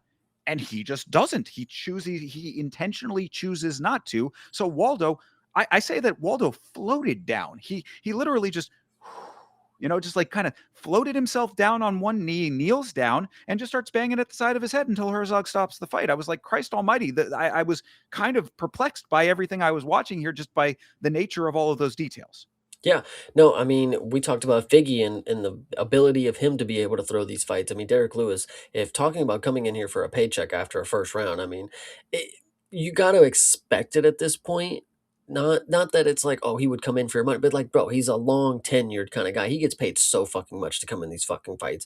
He's gonna be on the White House. Well, He has nothing to fucking lose. You know, he's just gonna go in here and do whatever the fuck he wants to get a paycheck. Like it's just what he does, Well, unfortunately. no, I was going to say that though. You're right. He's saying in the pre-fight, oh, if the president wants me on the White House, I'll be on the White House. I mean, like, I would think after something like this, does that put that in jeopardy? I would suspect so. Not he's his favorite fighter. So After, bro, Colby Covington was his favorite fighter until he got his ass starched. true. I mean, we will definitely see, but Derek Lewis, I mean, I don't know. I mean, I was not surprised at what I saw. I yeah, Waldo Acosta, Waldo Cortez Acosta is, and believe me or not, he has to keep up his fight activity. But I think we are currently seeing what could be kind of the next Derek Lewis in the making here. I mean, Waldo could be just coming out here and finishing people. It may be a little fluky like this, but if he keeps taking fight and he keeps sticking around the middle of the road, he can start finishing anybody and everybody that he wants at this point. No, I think you're making a great point there. Who knows if where his cap off is. We'll have to see what happens if he does finally get himself into a legitimate title picture. But he's certainly gunning for it. He's certainly active. So got to give him credit on all of those fronts. And if he is finishing his fights, then yep, more power to him. Shout out to the Dominican. You know what I'm saying? Gotta love it. What I said about Derek Lewis on the other side, though, is that this is a performance that was very reminiscent of the Derek Lewis when he was on his losing streak. If you recall, there was that multiple fight losing streak. I think it was like a 3-fight losing streak. Then he had 1 win and then another loss. And it was just, he was very checkerboard at that point with the prolonged losing streak. That was the time when they were asking Dana at the post fights, what's going to happen with Derek Lewis? And he was just like, yeah, if he wants to stick around, he can stick around. He knows he's a fan favorite. Obviously, he was going to stay around, but like, the version of what we saw with Derek Lewis coming out with the flying knee against Rodrigo, Not Delima. yeah, Delima, exactly. I mean, like something like that. This is the opposite version of that, and that can only happen with an opponent like Delima. So it's like we're getting into a different territory, and I'm just hoping that Lewis is not backsliding so far with that. But it very well could be. The man is 40 years old at this point. Like all Well, things must end. Well, I'll tell you what it is. I mean, Derek Lewis is in prime position to fight Shamil Gaziev next, is basically what it comes down to. At the White House, probably. Okay. Hey, look, again, if they're going to end up putting him on the White House regardless, then okay. I just don't know how you could put him on the White House card with this as the previous performance. I think that it would be like for the general public who's not fight people, okay, but for the fight community watching the White House card, I think it almost adds a stain to the White House card. And look, it's Derek Lewis. I know he's a fan favorite. I like Derek Lewis. I'm not trying to say that him being on the card is a bad thing, but after this being the performance and what we saw here, I mean, it wouldn't be the greatest look in my opinion. I think, it's the same thing as, with like a Kevin Holland or whatever. I mean, you got to take what you can get. You're not going to always get a great performance. Sometimes you get a performance that seems a little phoned in. Some maybe a little more than others like this, but I I think Derek Lewis is in a position where you know that you potentially could have a round one knockout with him, or you potentially could have somebody else finish him because he just gives up. So either way, you're getting an interesting situation out of the fight that is going to bring some sort of conversation. I have people that are from Texas that are talking like, "Did you see Derek Lewis last night?" It's like, "Yeah, he looks like a fucking loser." Whatever you want to say. Like, interesting enough. Like, we're talking about it, and Derek Lewis, I think the door is open for anything. He's a Hall of Famer. I know people don't want to accept it. Most knockouts in the organization, does what heavyweights do best. You can't deny that the UFC and fight fans, fight casuals across the world love heavyweights, and that's what they want to see sometimes. Yeah, I mean, you do make a good point. We talk it through. He's a name. He's a name for at least a decent amount of people outside of the hardcore fans. I understand the thought process at least. Yeah, But again, we as fight people, we will remember. true. All right. So anything else on this one? Nope, this was pitiful, unfortunately. Shout out to Waldo. You know, Yeah, no, for well, sure. actually, the only last thing I will say is that I do respect Waldo for calling out Curtis Blades as opposed to just continuing down the Aspinall line of thought. Which he could have done the Aspinall call out again, and that still would have been fine. But I think that that is a very reasonable call out of Curtis Blades. I thought that that was perfect. I actually agree with you a lot. That was a very good call out from Waldo. Yeah, so good deal there. And before we move on, of course, I got to give another shout out to the chat. Lachlan coming in, appreciate you, brother, and Jesse Dunaway, appreciate you as well, my friend. Thank you for being here. Shout out Hydro one more time. You've been Oh, rocking with us for a little bit, my man. always, bro, always. That's a given. Yeah. All right, well, let's talk about the co-main event of this card. This Speaking of a is given, yeah, I guess. I mean, to an extent, we'll talk about it. Is Sean O'Malley versus Song Yadong. What I said about this is actually that it was the very similar circumstances as I saw it to the Natalia Silva and Rose Namajunas fight. Honestly, like the way that this fight played out, if you go through the dynamics of it, one round pretty definitive for each guy, and then that first round being the thing that might be a little bit of the decision maker and a little bit closer than maybe some people might be giving it credit for. Perhaps your thoughts. I think Sean really let me down in this performance. I think this performance solidified that he is one of these champions that is just holding the belt for the real champion to come along, like a Leon Edwards, like you can hold on to it for a little bit, but like when the guy comes along that actually is deserving of the belt, they will get their hands on it. It wasn't JDM, of course, but Islam eventually came around to it. Some people they get the belt and they have one good performance, it builds their confidence. They've already had so much, confidence in themselves because they had this magical ride all the way to the belt. They get one, fucking defense that they pan pick a performance of, and then they get an automatic fucking an immediate rematch after they lose after they defend the belt one time. I mean, it's not my fault for believing that Sean O'Malley was more than he is because the organization had a lot of stock in this dude, and they put a lot of stock in good fighters sometimes. It's unfortunate that Sean O'Malley just is one of the run of the mill champs that is gonna not he's gonna be forgotten. There's people out there, that have been champs and Luke Rockhold, like he gets the belt and he has this utmost confidence that he's the best in the world, that he's so fucking good, and then on days notice gets destroyed by Bisping or whatever the fucking case may be. Like Sean O'Malley is in this, he's in this humble state, right? Like he's so humble, like he looks down on all these people. Like I'm I'm gracing them with my performance. I have to go easy on them kind of deal is what I get out of Sean because I just truly don't see him having this killer instinct anymore because I truly believe if he would have done what he did in round 3 to Song Yudong at the beginning of the fight, probably could have finished him, but he was fucking around the entire time.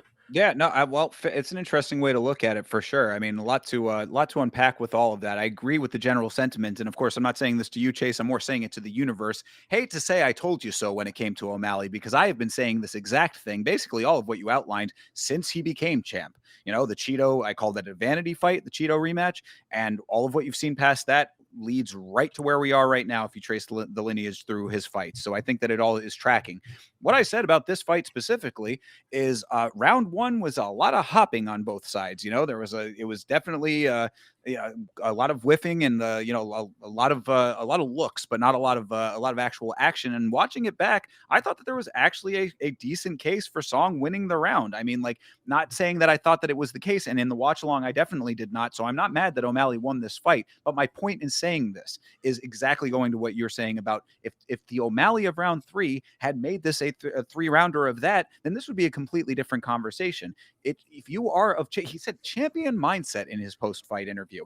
If you are a champion mindset, that should have been the case. This was a fight that was picked for you to give you the opportunity to show that the level that you are above all of these people. If I am sitting here and saying that there is even debatability about that first round and you lost the second round, then what are you how can I take away that you have a champion mindset and that you are the rightful champion and that you deserve, you're calling out Piotr Jan the champ now for a rematch? Give me a break with all of this, dude.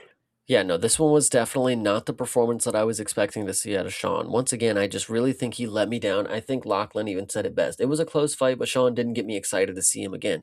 I mean, why would he think anybody wants to see him on the White House? And I know that's like, it's a standard. Like, who cares? Like, why would they?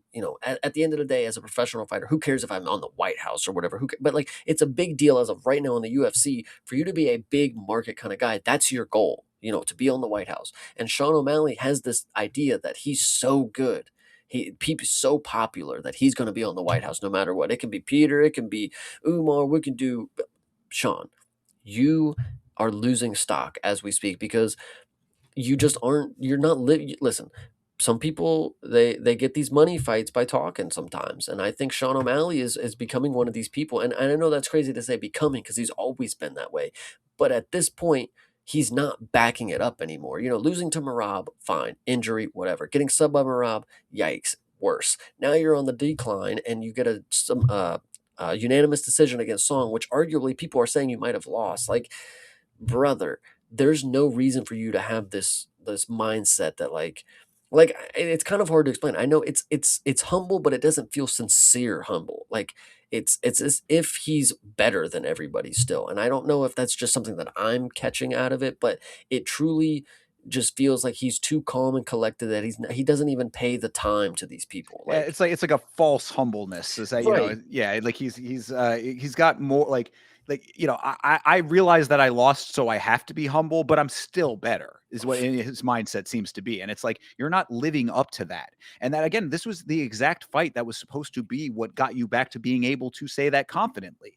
But again, and I'm not saying that he lost this fight. I think that I thought he won that first round in the moment, and watching it back, I think that he did enough to win that round based on what was actually happening in the fight. But if this is the conversation, then you don't get to be that guy anymore.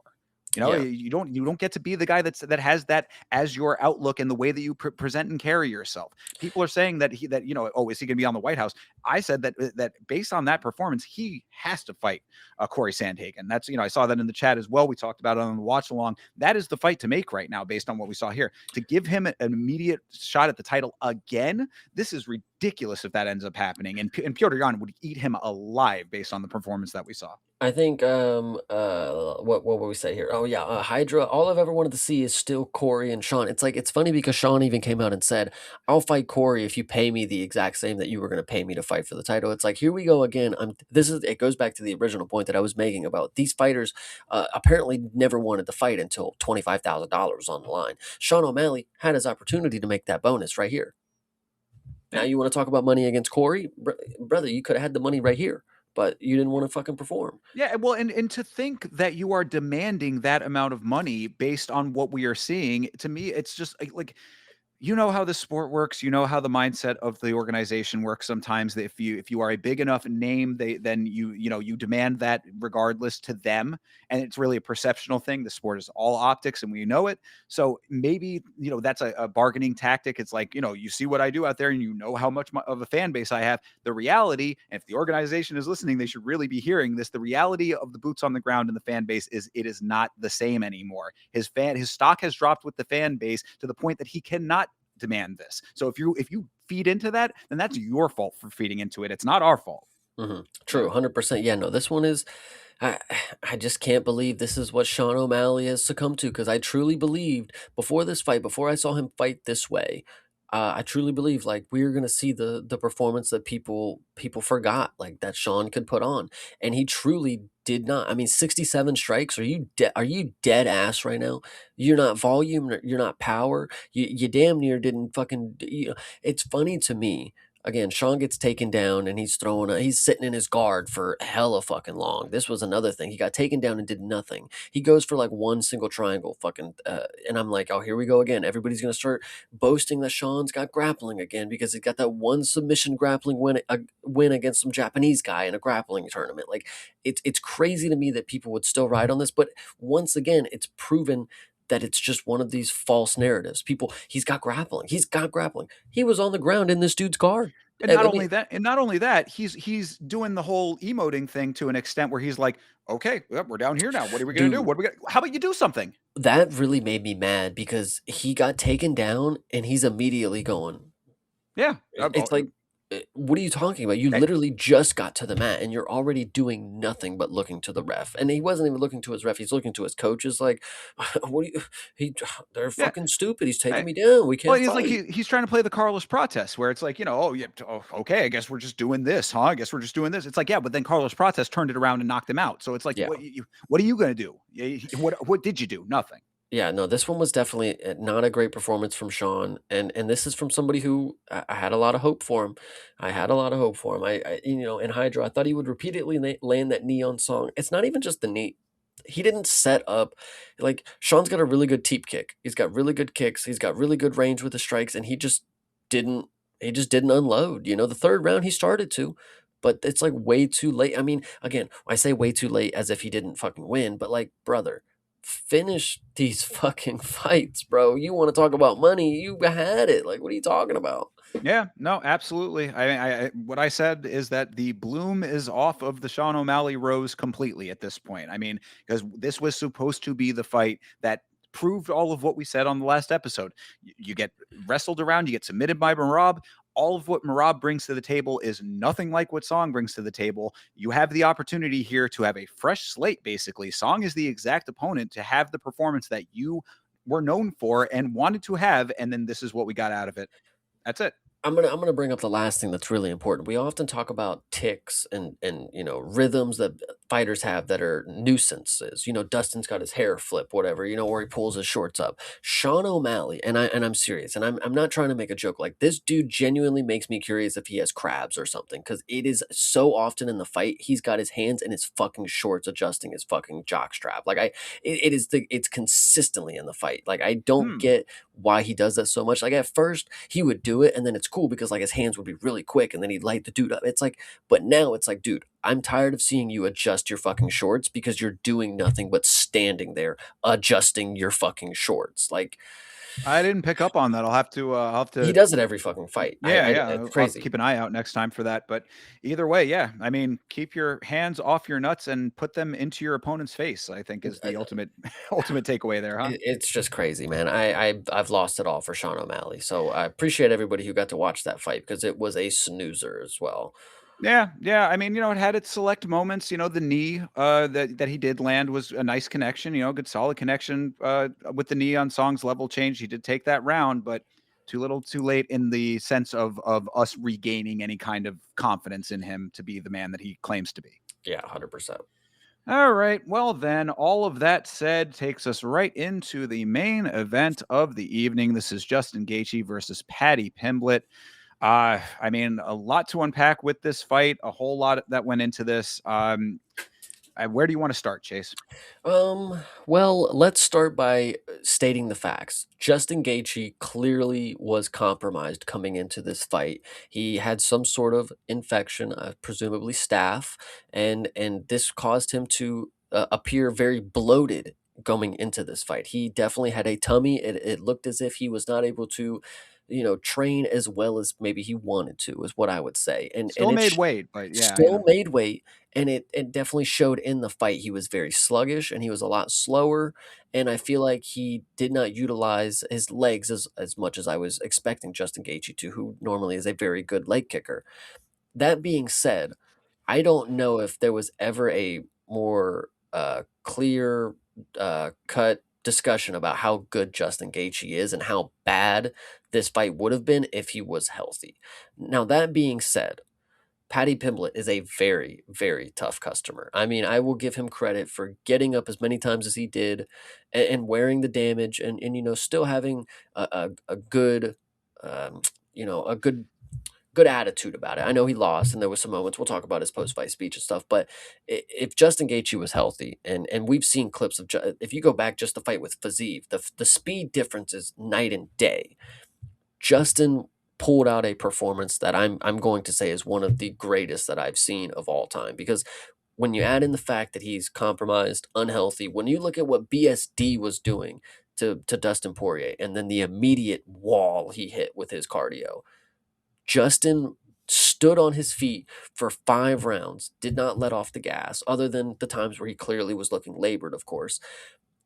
And on top of what I think was Paddy Pimblett's key to victory, and I think it was working very early on, body kicks. He was kicking the shit out of Justin's liver. And again, this goes back to how great of a performance I think this was from Justin. He took so much damage to the body early on in the fight, and for him to continue on with what he was doing, I genuinely thought like the fight could end at any moment because Patty could just kick him right in the liver and it's done. But Justin truly is this is a special performance. I'm telling you guys, this is Th- crazy. Yeah, this is an interesting take. This is not a take that I have heard being bantied about a whole lot. So I give you a lot of credit for the deeper analysis here. You are putting a lot of stock into the potential staph infection. So, I guess we're going to have to see how he ends up looking at full health, if that really is as much of what this performance was as you're making it seem.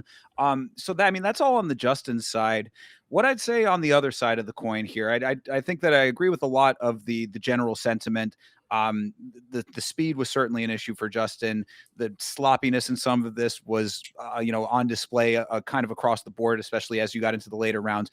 If it's the staff, whatever, we put that to the side for just now. What I will say on the Patty side of things, Patty is huge. That is definitely true. It is wild for whatever reason on Wikipedia. They have Justin being taller than Patty in their listings there. Not the case when you see them side by side. And also when Patty cuts down, it's mind boggling to me that Patty is able to balloon up the way that he is and then get to the shape and conditioning that he gets into in these fights, because he is huge and he is ripped when he was in there. What's up, Chase? The key note you have to make about that specifically, he didn't just make weight, he made 154. Oh He wow. Yeah, so he cut even further than what he should have, and it's even crazy to think about how bloated he normally is outside of camp. So he's Absolutely. Yeah. Good point there. Good addition with that. Yeah. That's definitely impressive. So, you got to give Patty a whole lot of credit for that. He is definitely, he gets himself into tremendous shape. His striking is so awkward and not in a good way. Uh, yeah. that is what I really took away from a lot of this. And for whatever reason, the only thing I can think of is yet another similar to Bilal, and we talked about that a little bit in the Discord, similar to Bilal versus JDM. This looked to me like a person who was saying, "You all think that I can't sit here and strike with the best of the best? I'll show you." And you saw what happened here. Patty, this is a delusion if he thought that he was going to be able to stand and bang with Justin like on a good day. But like with what he was bringing to the table with this, Patty's hands low, always at all times, hands low, chin out, tremendous defense, let me tell you, with all of what I was seeing off of that. And then on top of it, to defy and deny his corner was begging him between rounds to level change. You got to go for at least a single leg, dude. Please. It got to that point where you heard these guys really trying to break through to him. You have to level change, and he just would not do it. And then finally in the fifth round, all of a sudden he decides to try. Give me a break with that element of it. I thought that this was a very poorly navigated fight for Paddy Pimblett, who was trying to make a statement that he was not qualified to make. I think a lot of people maybe are jumping off the Patty Pimblett train. If anything, I think they should all be jumping on the stock now. I mean, this guy. I know he got dropped. They said two in the rewatch. It was four Yeah, guys. I would say at least three. Yeah, So. I listen. Patty Pimblett showed incredible heart. I'll give him that. And listen, he I think it's hard to say that I'm mad at the performance. I know he tried to stand with the best. He tried. And hopefully this is the performance that humbles him enough where he doesn't end up like Sean O'Malley and some other fighters where he thinks he's on top of the world, still just had an off night or something. But he was able to go 5 rounds. The thing with the cut, he is very large, he cuts down. He was able to make 5 rounds fair to him. Getting beat up by Justin on the feet, it's not as bad as it seems, guys. It was just poor game planning, and I think if he actually listens to his coaches and actually comes out with a game plan that's going to win the fight, he can still have an upside.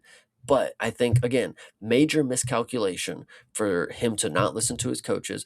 But shout out one more time to Mank. I mean, you cannot stand with Justin Gaethje, guys. Like he's one of the greatest strikers in the UFC history. And he really showed it. On an off night, Justin Gaethje can put up 200 strikes, drop you 4 different times.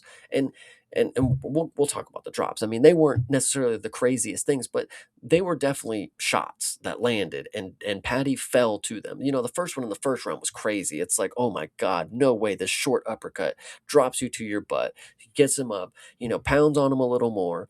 Um, the second drop with the eye poke, we definitely got to talk about that because Yeah, I well, I was going to bring up the fouls, of course. well, there was definitely a lot of fouls.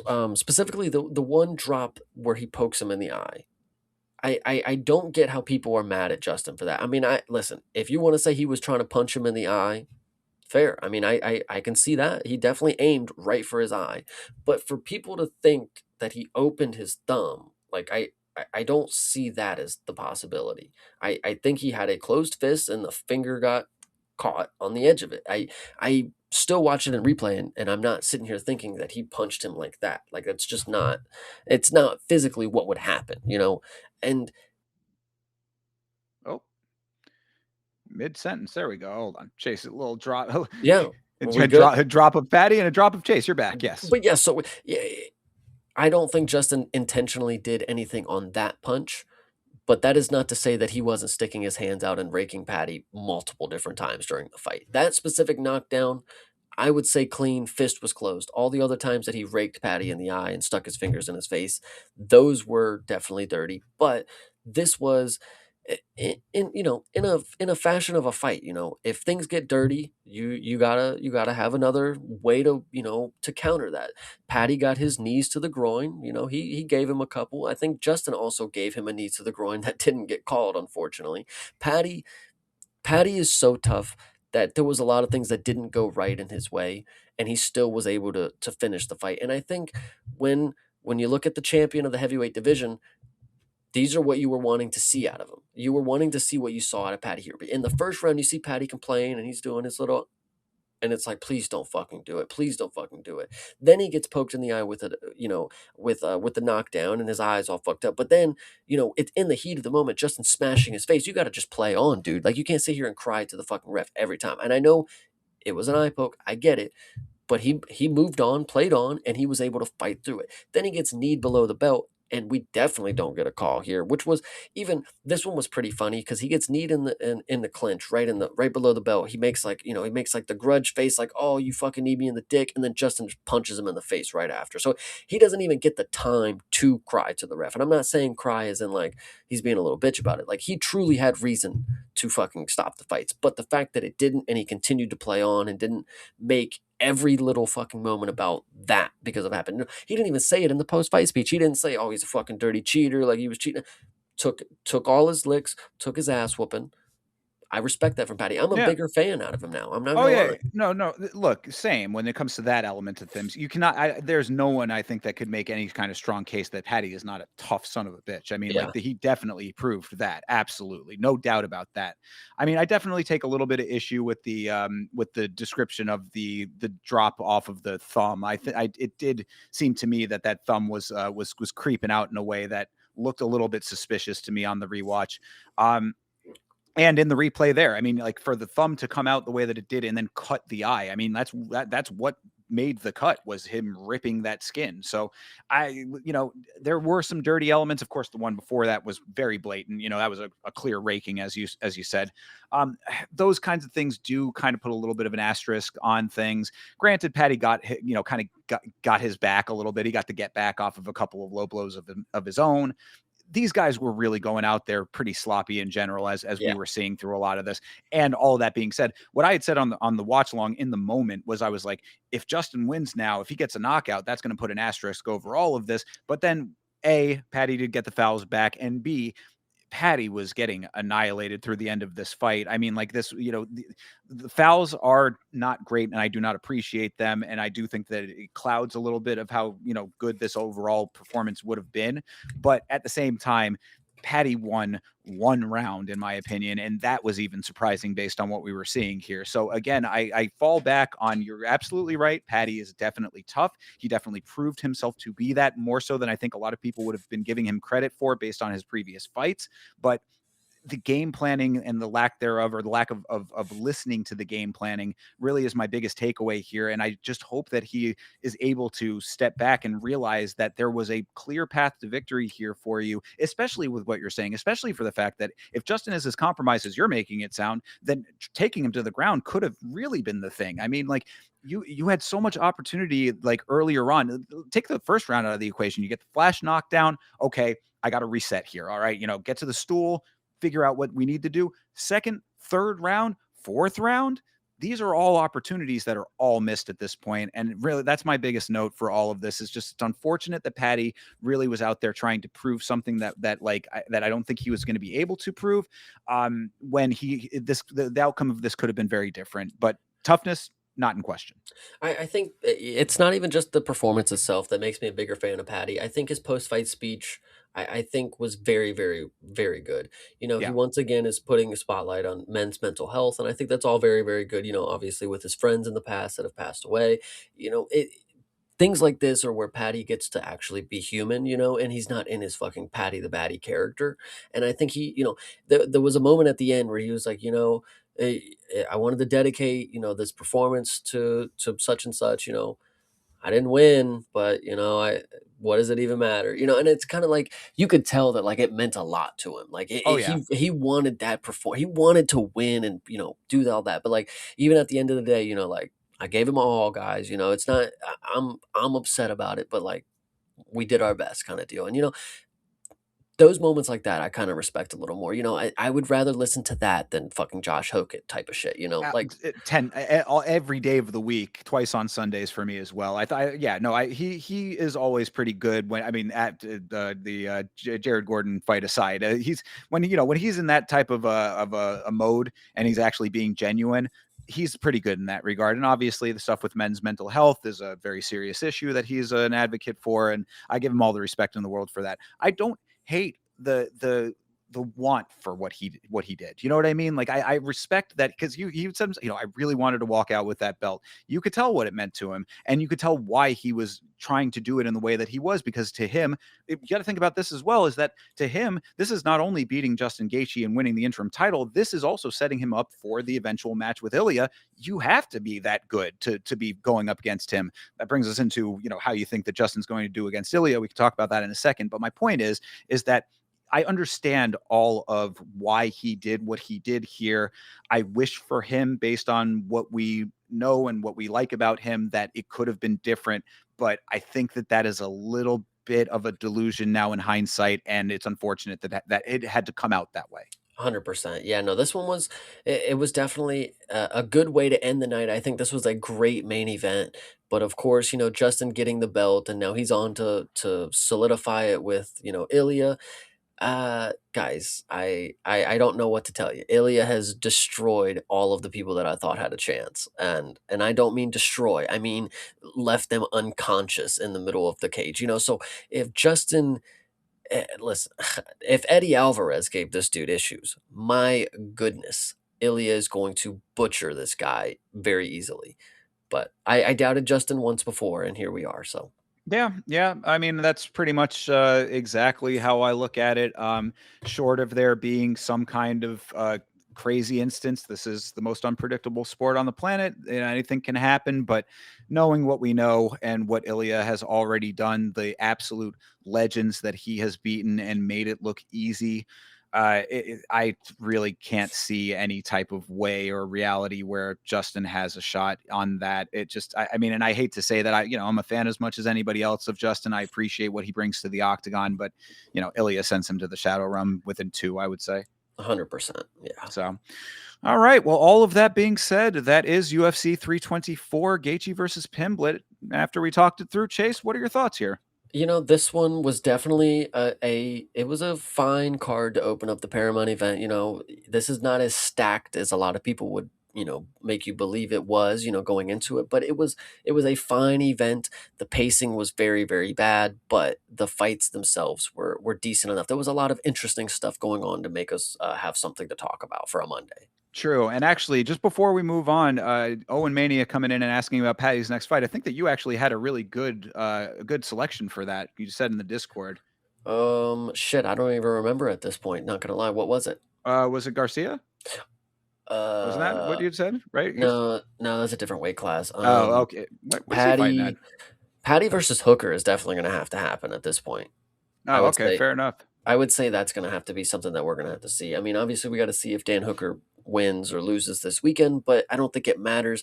Patty is not at a point where you know where he stands in the division. He got kind of rocket shipped all the way through a lot of competitors that would show him different looks, and now he just lost to Gaethje over 5 rounds very convincingly, so it's kinda like, where does he actually stand? Is he going to be able to stand with strikers like if we put Max in there kind of deal, or is he going to have to go against a grappler, like, but either way, Charles, Dan Hooker, I think is definitely going to happen. Charles eventually should happen with Patty.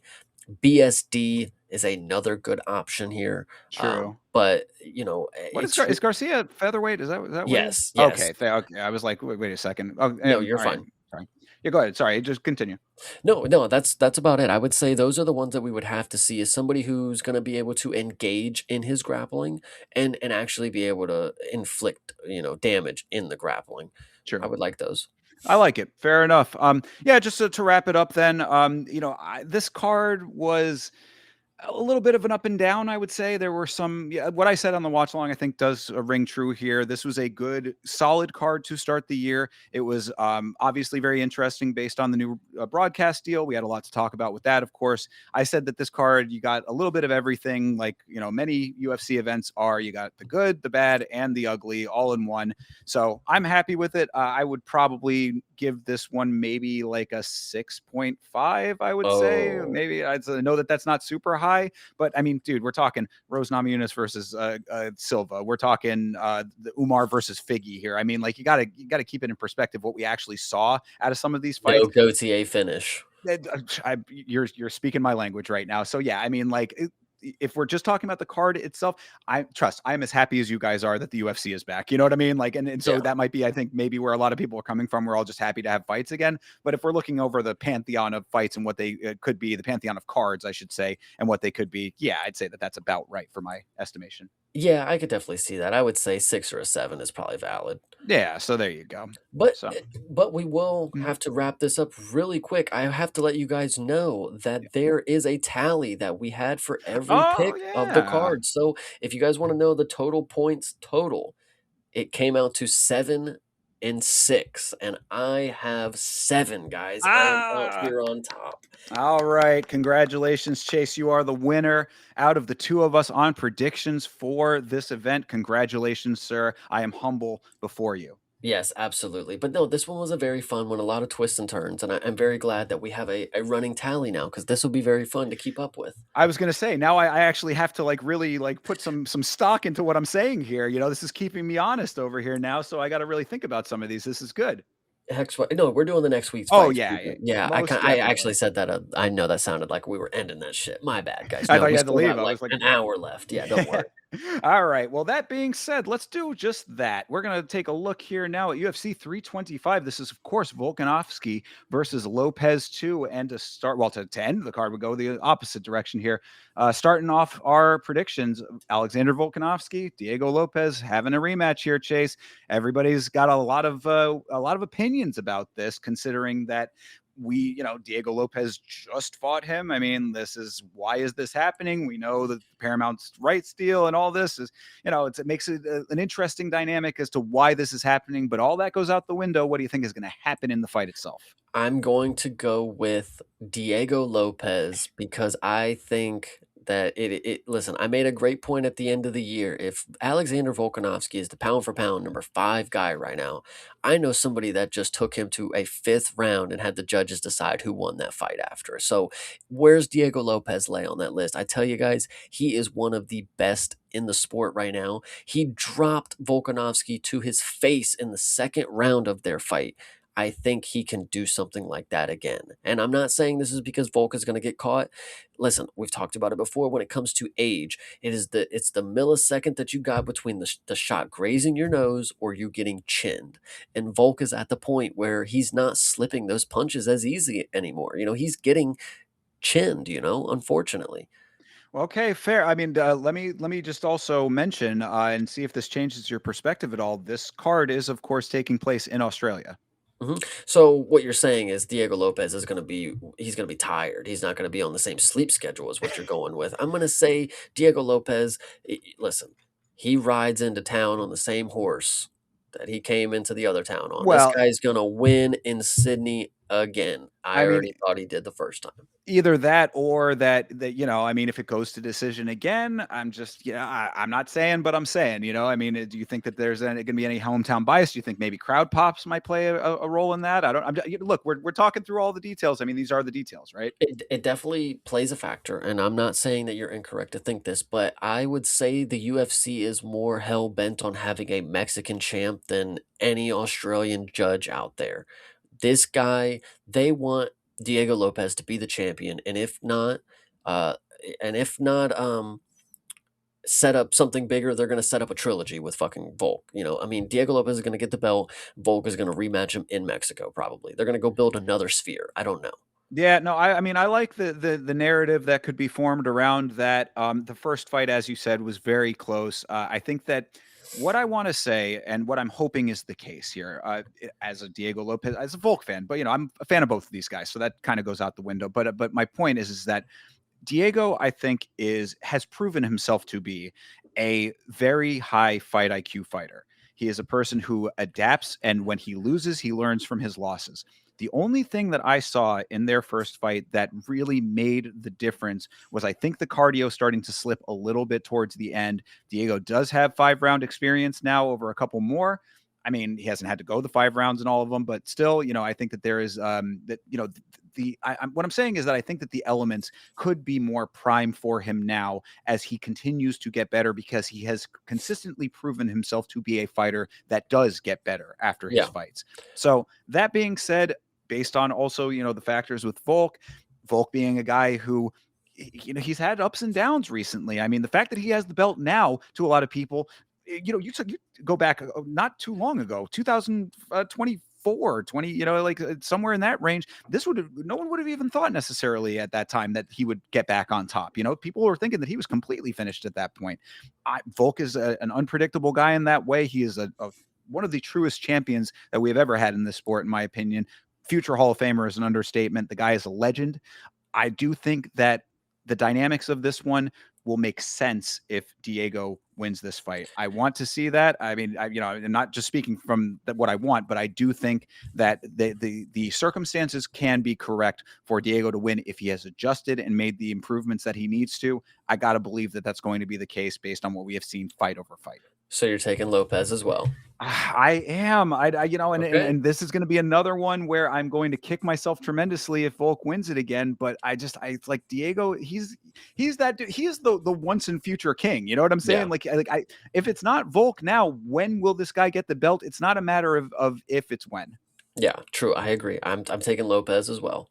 All right, both going for Lopez. Lock it in. And again, I'm going to be kicking myself if Volk ends up winning that. But all right, fair enough.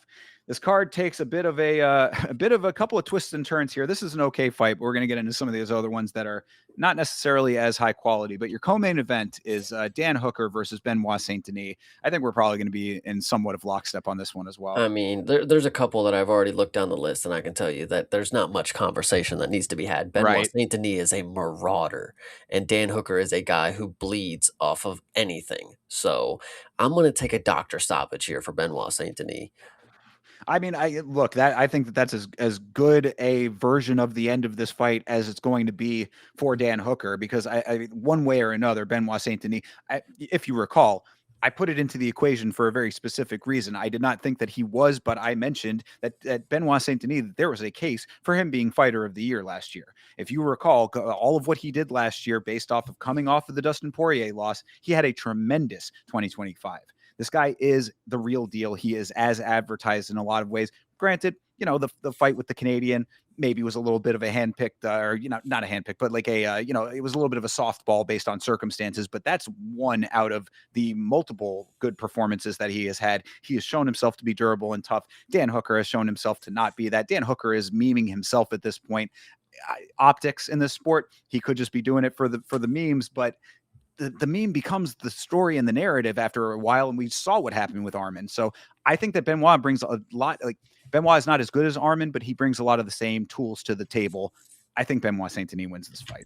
All right, we're 2 for 2 here. I know. And again, guys, you got to realize if we do start deviating on our picks, we are both streaming to our individual channels. Make sure you like the channel with the better picks. But so far, we are in lockstep. Hell yeah. All right. Next one up. Another one I think that is so easy. And you mentioned something that was kind of crazy to me. We'll talk about. This is Rafael Fiziev versus Mauricio Hufi. Did you tell me, and is this correct, that Fiziev is now the underdog in this fight? I'm pretty sure that is what the case is. Yeah, I'm pretty sure Fiziev is going to be the underdog going into this. I mean, I've never seen a barking dog more attractive in my life. I mean, after what we've seen out of Mauricio Hufi, and me having said since he started in this organization that he has a style that will be figured out by the highest of the level of the guys that he is going to fight, and then having that happen last year, I don't how and why. Explain this to me. I rewatched Hoofy and BSD Uh-huh. in the lead up to this week. You know, I did the whole fight marathon between Hooker and BSD. Hoofy in the rewatch actually did not look as bad as I remember him looking. You know, it was actually a competitive first round. The takedowns, he was stuffing them early. He got taken down and Benoit jumped on his back and he got a choke in. You know, fair play to him. But I think right here, a lot of people are building this story for Fiziev as if he's not some dude who comes out here and gets, you know, very close fights. You know, I mean, Justin Gaethje is the prime example. I know he did it twice, but those are both fights that I think arguably he won, but he didn't. You know, it's not my choice; it's the judges. I think Mauricio Hufi is a dude who can convincingly win fights, and the reason he does that is because they don't fucking move after he does it. You know, so I'm worried for Fiziev. He's very short. He's not going to have any sort of range. You know, and he's one of these guys that's just a ball of fury. He just jumps in there and he just blitzes you kind of deal, and then he gets out, blitzes you. He's got a very good kick. But what I will say is he's one of these guys that has this evasive maneuver where the way he defends kicks is he just leans back as far as he can. Mauricio Hufi might be able to catch him with something, guys. This dude's very long. I mean, for this weight class, he's got size. I mean, when you watch the BSD rematch, you realize like Hoofy is fucking huge, guys. So I think it's gonna be. I'm gonna have to take Hoofy on this one. Interesting. Okay. Well, let me tell you, I'm hearing what you're saying, and I do think that you're making some good points here. Hoofy with the range, that's going to be a bit of an issue if Fiziev does not cut that off and does not close the distance. That I can see being an issue, being a definite problem. I want to see Rafael Fiziev cut right past that, get past the kicking range, get into close range, and piece him up on the inside. If he does that, then I think that a lot of what Hoofy brings to the table ends up going out the window. Because what I saw in the Benoit Saint Denis fight was the multiple times where Benoit was keeping him on the back foot for him to set up the ranged attacks, and those not being able to happen because of the pressure. Fiziev, like you said, he's a guy that's going to go in there and push past. Like he keeps the pressure on. Justin is like that was why that was like such a forces meeting each other kind of thing, head clashing, because they're both trying to pressure each other, and then you get this jumble in the middle. With Hoopy, he has to have the dynamics of the distance in order to do the creative stuff that he does.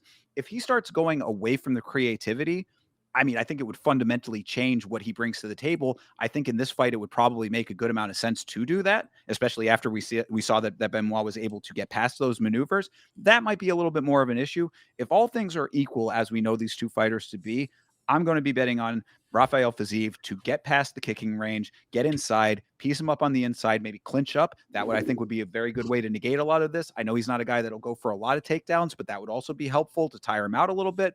I can see a path to victory for Rafael Fiziev. That's my mindset. I'm going Fiziev. All right, guys, you heard it. The first time we're gonna differ here. I'm taking Hoofy, and Thinker's gonna take Rafael Fiziev. Love That it. is correct. And again, we'll come back and figure it all out afterwards. Let us know who you are siding with in the moment. Hell yeah. All right, next up here. This is a fun one. They're sending Taliesin Teixeira back to Australia. This is Tai Tuivasa versus Taliesin Teixeira. Your thoughts, Chase?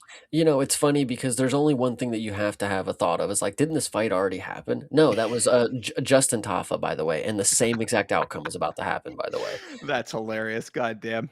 same thing's gonna happen. There's no doubt in my mind. Tai Tuivasa is getting up out of here. This is the way they build Taliesin. I mean, 26 years old. He's got so much, so much more to be in this sport if he really wants to. If he comes out here and beats Tai Tuivasa, that's a resume builder. And then in front of the Australian crowd, like that's a lot of heat that he can get for that. I think this is an easy win for Taliesin Teixeira.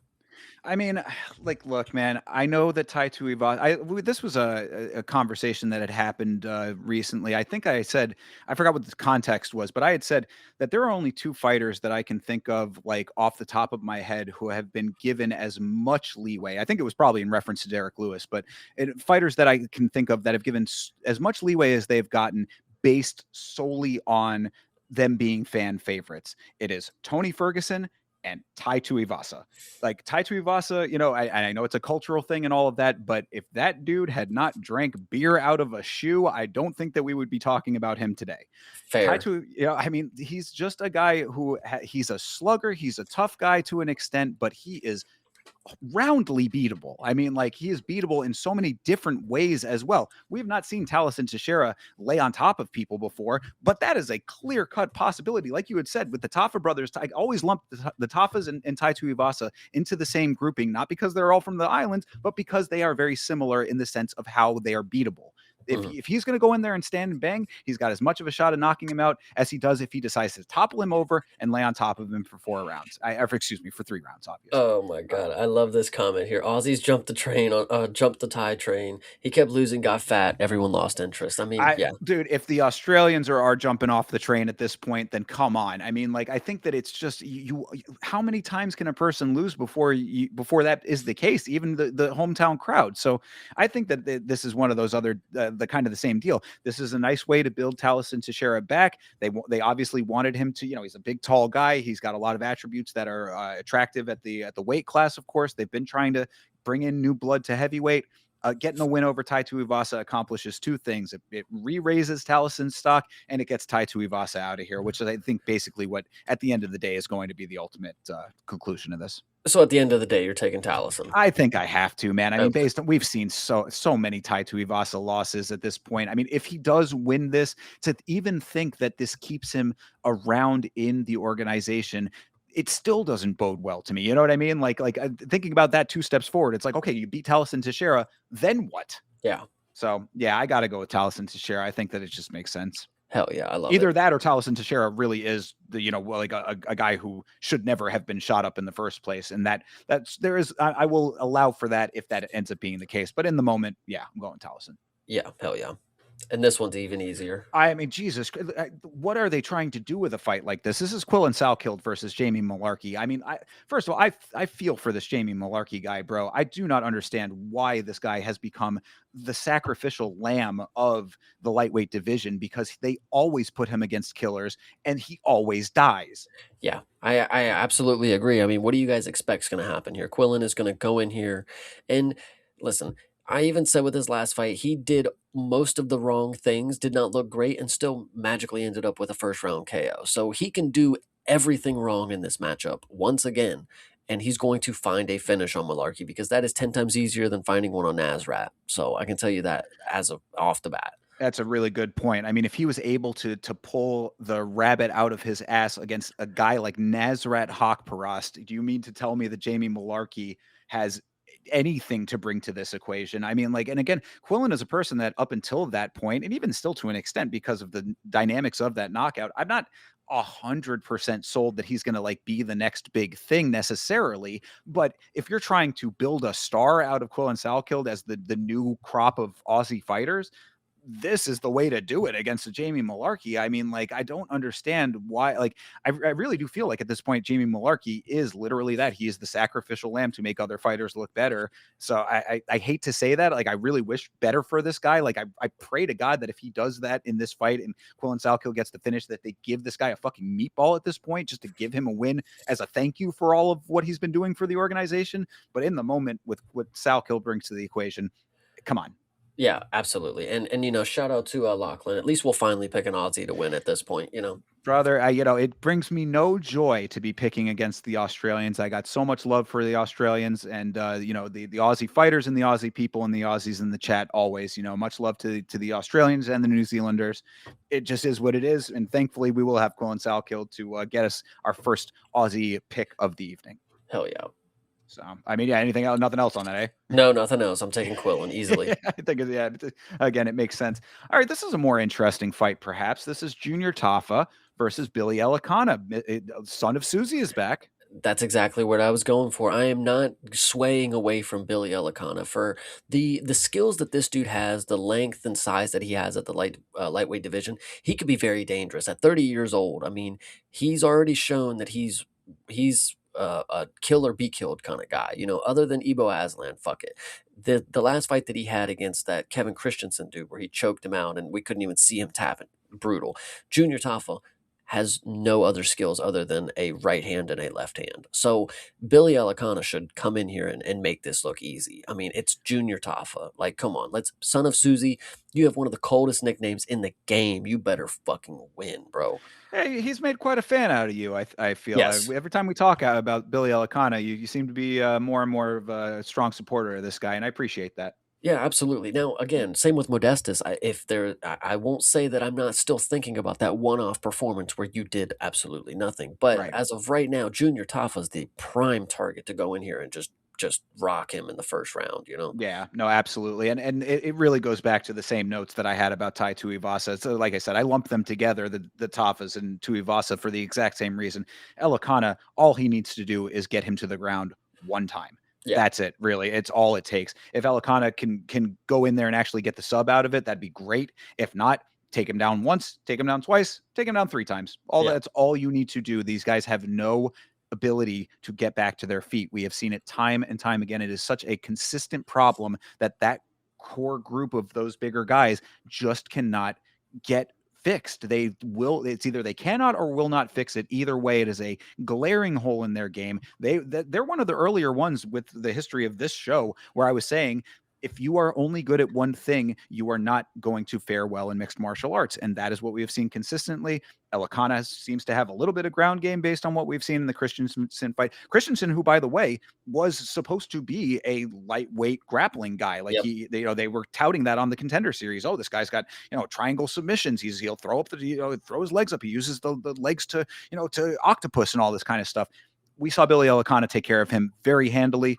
I think that you see very similar in this fight. So you're taking Elikana. I have to, man. I mean, I feel bad that we're so in lockstep on these, but it's like when these are so obvious, it seems, at least on paper. It's like I mean, I think I'd be remiss to go against the instinct, 100%, 100%. Let me run to the restroom so we can continue these discussions. Introduce this next one real quick. All right. Well, you go and do that.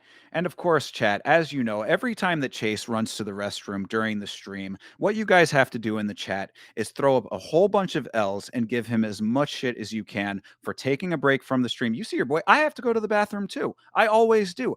You see how it is on the watch alongs. I'm in and out of the bathroom 3 times in the course of 7 hours. I have to pee very often, but I stick it out through the entirety of last week's fights while Chase runs off to take a tinkle. So what you guys do, throw up those L's when he gets back and give him as much shit as you can. That being said, the next fight on the docket here is Cam Rouston versus Cody Brundage. I like this fight a lot, actually. Cam Rouston, of course, is has he had a fight in the UFC already? I know the name off of the Contender Series, I believe, and I think he might have had one fight, if I'm not mistaken. But yeah, going up against a Cody Brundage kind of performance here, exactly what you're trying to set him up for. Cody Brundage is another guy who you make a name off of a Cody Brundage. What's going to be interesting, and I'm sure Chase will say when he gets back from his tinkle break, is this going to be another Cody Brundage weirdness fest? Because what we know about Cody Brundage fights is that he cannot go through an entire fight without some weird shit happening. We saw it with Abdul Razak Al Hassan. We saw it with Mansour Abdul Malik. I mean, like, time and time again, this guy is having odd things happen in his fights, and it just sort of gets wrapped up into the zeitgeist of Cody Brundage. Yeah, so the point that I was going to make while I was thinking, I didn't mean to cut you off, but the point is, Oh, I know you guys were talking about how large my bladder is. It's the exact same size as Cody Brundage's brain, and that's why I'm telling you right here, right now, Cam Rouston should win this fight. And I will admit, if you go back and listen to the clips, Cam Rouston has never really spoke to me as been like that elite level fighter. Because if you remember, he did not win on the Contender Series against Torres Finney. He got a Ah, second matchup and he got a knockout victory, and then he came short notice, like maybe a week or two later, and got a performance on a pay-per-view, I believe, in Australia. Now, what's key to note is I've come along to believe that he actually is somewhat decent. But the key point is Torres Finney was able to take him down and hold him down. Cody Brundage, he can shoot a takedown. He can shoot a takedown. I'm not going to say he can hold him down and do something that's, worthwhile, but he can shoot a takedown. I think at least one takedown comes. And the key is Cam Rouston was not able to get up from Torres Finney. I'm not putting much stock into Cody Brundage, but I'm saying at least one takedown will have us questioning if Cam Rouston can win this fight. But I think he still will. fair. Oh, okay. Well, then fair. Yeah, no, I'm glad that you brought up his history because that's what I was kind of going over in my mind as you were in the bathroom was just trying to retrace the steps of Cam Rouston, and I did not remember the full story. So thank you for the context on that. That actually kind of plays into my assessment here. We are going to differ on this one. I'm going to go with Cody Brundage. I think the experience, based on what you're saying here, Cody Brundage, what I think people forget about him is that he is a tough fighter. He's a tough striker. Like he will go into the fire if you bring him into that space. We saw that in his last fight, which didn't feel like it was going to be that, right? That was the Petrosky fight, I want to say, right? Wasn't it? Maybe it was Mansour Abdul Malik. No, well that's another story. But he fought. There was one where he had gone like he was striking with somebody. I want to say that it was Petrosky. If not, it was someone that reminds me of him. Eric Um, McConico lost by split decision. No, uh, what name did you say? That's a dude who I fought thought it Cam was Rouston Petros. last. Petrosky fought Cam Rouston in Australia last. Oh, okay. Then maybe I'm crossing my wires here with that. Then, okay. Either way, yeah. I mean, then I think that Brundage is a dude who like. Then the Mansour Abdul Malik proves the same point. He was willing to trade with Mansour Abdul Malik, who is a bona fide killer at this point. We've seen him do a lot of things, and it saw that in that fight. Granted, finish was weird, whatever. My point is that I think that Cody Brundage, like, if unless Cam Rouston comes out here and looks like a world ender early, I think that Cody Brundage has the potential to win this. I think that this will be an upset for the home crowd, unfortunately. And it was the Cuban Missile Crisis. Julian Marquez is who you probably were talking That's who about I was there. thinking of. Thank you. Yes, and if you recall in that fight, we all thought that it was going to be a lot more wrestle heavy, and they ended up starting to stand and bang with each other. True. Yeah, that was a boring fight up until it wasn't. So that Right. was pretty good. So So yeah, shut up. and based on what you're saying with Cam Rouston, it's like he has getting out wrestled by Torres Finney. Obviously, that's kind of standard for that. But Brundage will give him a lot more looks. So this could be actually an interesting fight overall. And what I had asked while you were away is there going to be weirdness considering that Cody Brundage is the weirdness king? This guy has just fluke oddness in every one of his fights. Do you think that there's something weird that's going to happen here? I obviously, I mean, this is again, we talk about it with a reputation. If you do something enough, if you get a reputation doing something, why would I not think it's going to happen again? And it's not like it's not like it's just magical things that happen. It's like this dude puts himself in situations that somehow stupid stuff happens. True. Well, yeah, it speaks to the type of fighter that he is. He is so like reckless, I would say is a good way to say it. Some people are run and gun, other people are reckless. He is reckless. And He's I gun think and run. bingo, exactly. Got one foot in front of the other and they're tripping over each other. But either way, I think that it could work in this type of a fight. Rouston, a little bit of a newer guy, Brundage, a more credentialed veteran fighter. I think that he has the potential to win this fight.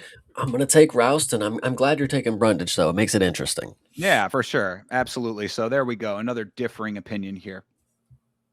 All right. All right. Next up here. All right. Speaking of the king, Yes, the Iron Hip, I call him, Jacob Malkoun, going up against the King of the Apex, as you would dub him, where his shorts are hanging up there in the rafters. Torres Finney, of course, on this card. This is an interesting one. If you recall, it was it was Andre Petrosky in this fight. This is Jacob Malkoun, the only man that I can think of who has gotten a knockout with his hip bone. Going up against Torres Finney, who is obviously going to shoot exactly for that. Do you think that the titanium adamantium hip comes back into play in this fight? This one confuses me. No, I don't believe his hip is going to come into play, but I was under the assumption that Dana White was looking for somebody that was going to fuck Torres Finney up. Like, Robert Valentine was a good option. It's like he might be able to pull something out his ass, but then doesn't, and he just holds people down and has this, wrestling style that nobody likes. So I was assuming we had some sort of hit out for him.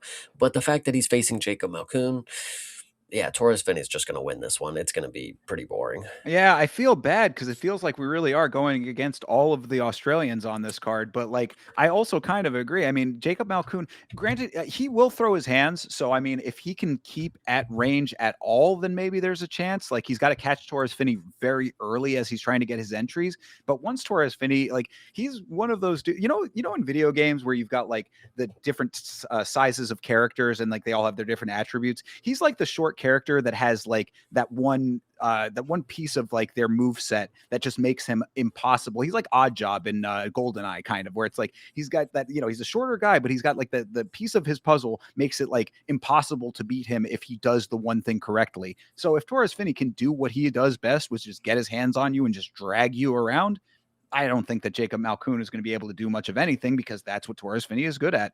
Yeah, absolutely. And, I just feel bad that we, again, are not picking any of the Aussies, but Jacob Malkoun, guys, if anybody out there is thinking he could beat Torres Finney, reach out to me and let me know the game plan, because I can tell you right now, he's going to have to defend takedowns. And it looked as to me, Andre Petrosky got right onto his fucking hips. I mean, he got so close to his hips, his head was in his fucking crotch, and it just happened to knock him unconscious or something. You So make a really good point with that. Actually, it is true. Yeah, obviously the fluky nature of the what happened with that is what it is, but that had to have come off of him getting a double leg in the making. yeah, it was deep enough that his head was touching him. So it's pretty crazy.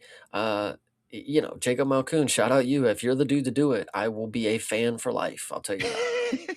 God, the Torres Finney shade is unreal, but I understand it. I do want to shout out to Lachlan saying the Aussies will start throwing cups into the cage if Finney plays his stupid games. Brother, his stupid games are his only games. Yeah, So true. so be prepared to be spending $25 on a beer just to toss it into the octagon. Well, even if they don't do that, like Hydra says, the Aussies will just take it into their own hands. They'll just find him after the event. Walter Walker with the Tafa biker gang There you go. situation. Exactly. Look, I again love it, hate it. It reminds me of the conversation around Umar, bro. It's like whether you like it or not, Torres Finney is good with one very specific set of moves, and if he can get his game plan off, it is a big problem for the people that he faces. The fans might hate it, Dana might hate it, everybody we're talking in the world might hate it, but he goes in there with a game plan that has been working for him and has gotten him wins inside the organization. Remember, we were talking about that before he actually got into the UFC, saying, this has worked 3 times on the Apex. How's it actually going to be when he's in the big show? It worked in the big show too. So I hate to say it, but I also am taking Torres Finney on this one. Hell yeah, I love this one. Cancel his visa after round 1 if he's boring. Hell yeah. You will never set foot back in this country. Love it. All right. Well, going down to the early prelims here, Jonathan McAuliffe is fighting Oban Elliott. You've been off of the Oban Elliott train as of recently. You getting back on for this? This one is interesting because Oban Elliott, yes, I am a big fan of people who are bona fide decision merchants. You know what you're going to get from them. They're not going to come out here and knock people out. Oban did it once, sure. Any other time, he's going to decision 3 rounds, and of course, with his last performance, it did not look good over 3 rounds. But the point is, I was on my stream and I was updating my watch this list for 2026. I was deleting some names and I was removing some people. One name that was on there for 2025 that stood out to me that was very interesting: Jonathan McAuliffe. Why though? I don't remember. I don't remember why, but he was on there. I saw something. I think this guy's going to be good. I think this guy's good right here. And Oban is a hard matchup, but I think they know just what they're getting out of McAuliffe, because Oban is not a guy that you give to debutants. Yeah, And no, well, I don't think this is not his debut. Actually, can you bring up his record real quick? I think I think it's his second fight. It's his second fight. I'm fairly certain. I know that we've seen him before. Yes, yeah. And what He was unanimous decision against Kevin Jousset, which actually isn't really that crazy of a performance, but he was on the watch this list for a reason, guys. I don't know. I mean, he was there. probably off of the Contender Series where I think he did end up getting a knockout, perhaps. That does Sub, I sound. think, is Oh, actually what. so okay, so there you go. I mean, yeah, this is a good setup fight for that. I mean, both of these guys, even with Oban Elliott being a little bit more tenured in the organization, I still sort of lump him in as a newer guy. I will never forget Oban Elliott on the Contender Series after a ridiculously close fight where he barely got a contract, saying, "Make no mistake, I will be the champion one day." And this is what we have gotten out of him up until this point. I'm definitely not sold on the skill set. I like Mikhailov on this one too. Would I be surprised if Oban Elliott wins this fight? No, because of course Mikhailov is newer as well. But I mean, I'll throw a bone to Mikhailov on this. Why not? Again, I hate to be in lockstep so much as well, but I mean, Oban Elliott, we've seen him get manhandled in fights. We've seen him have close decision wins in fights. We've seen him get a knockout one time that was like, is he going to be able to replicate? And he is not replicated.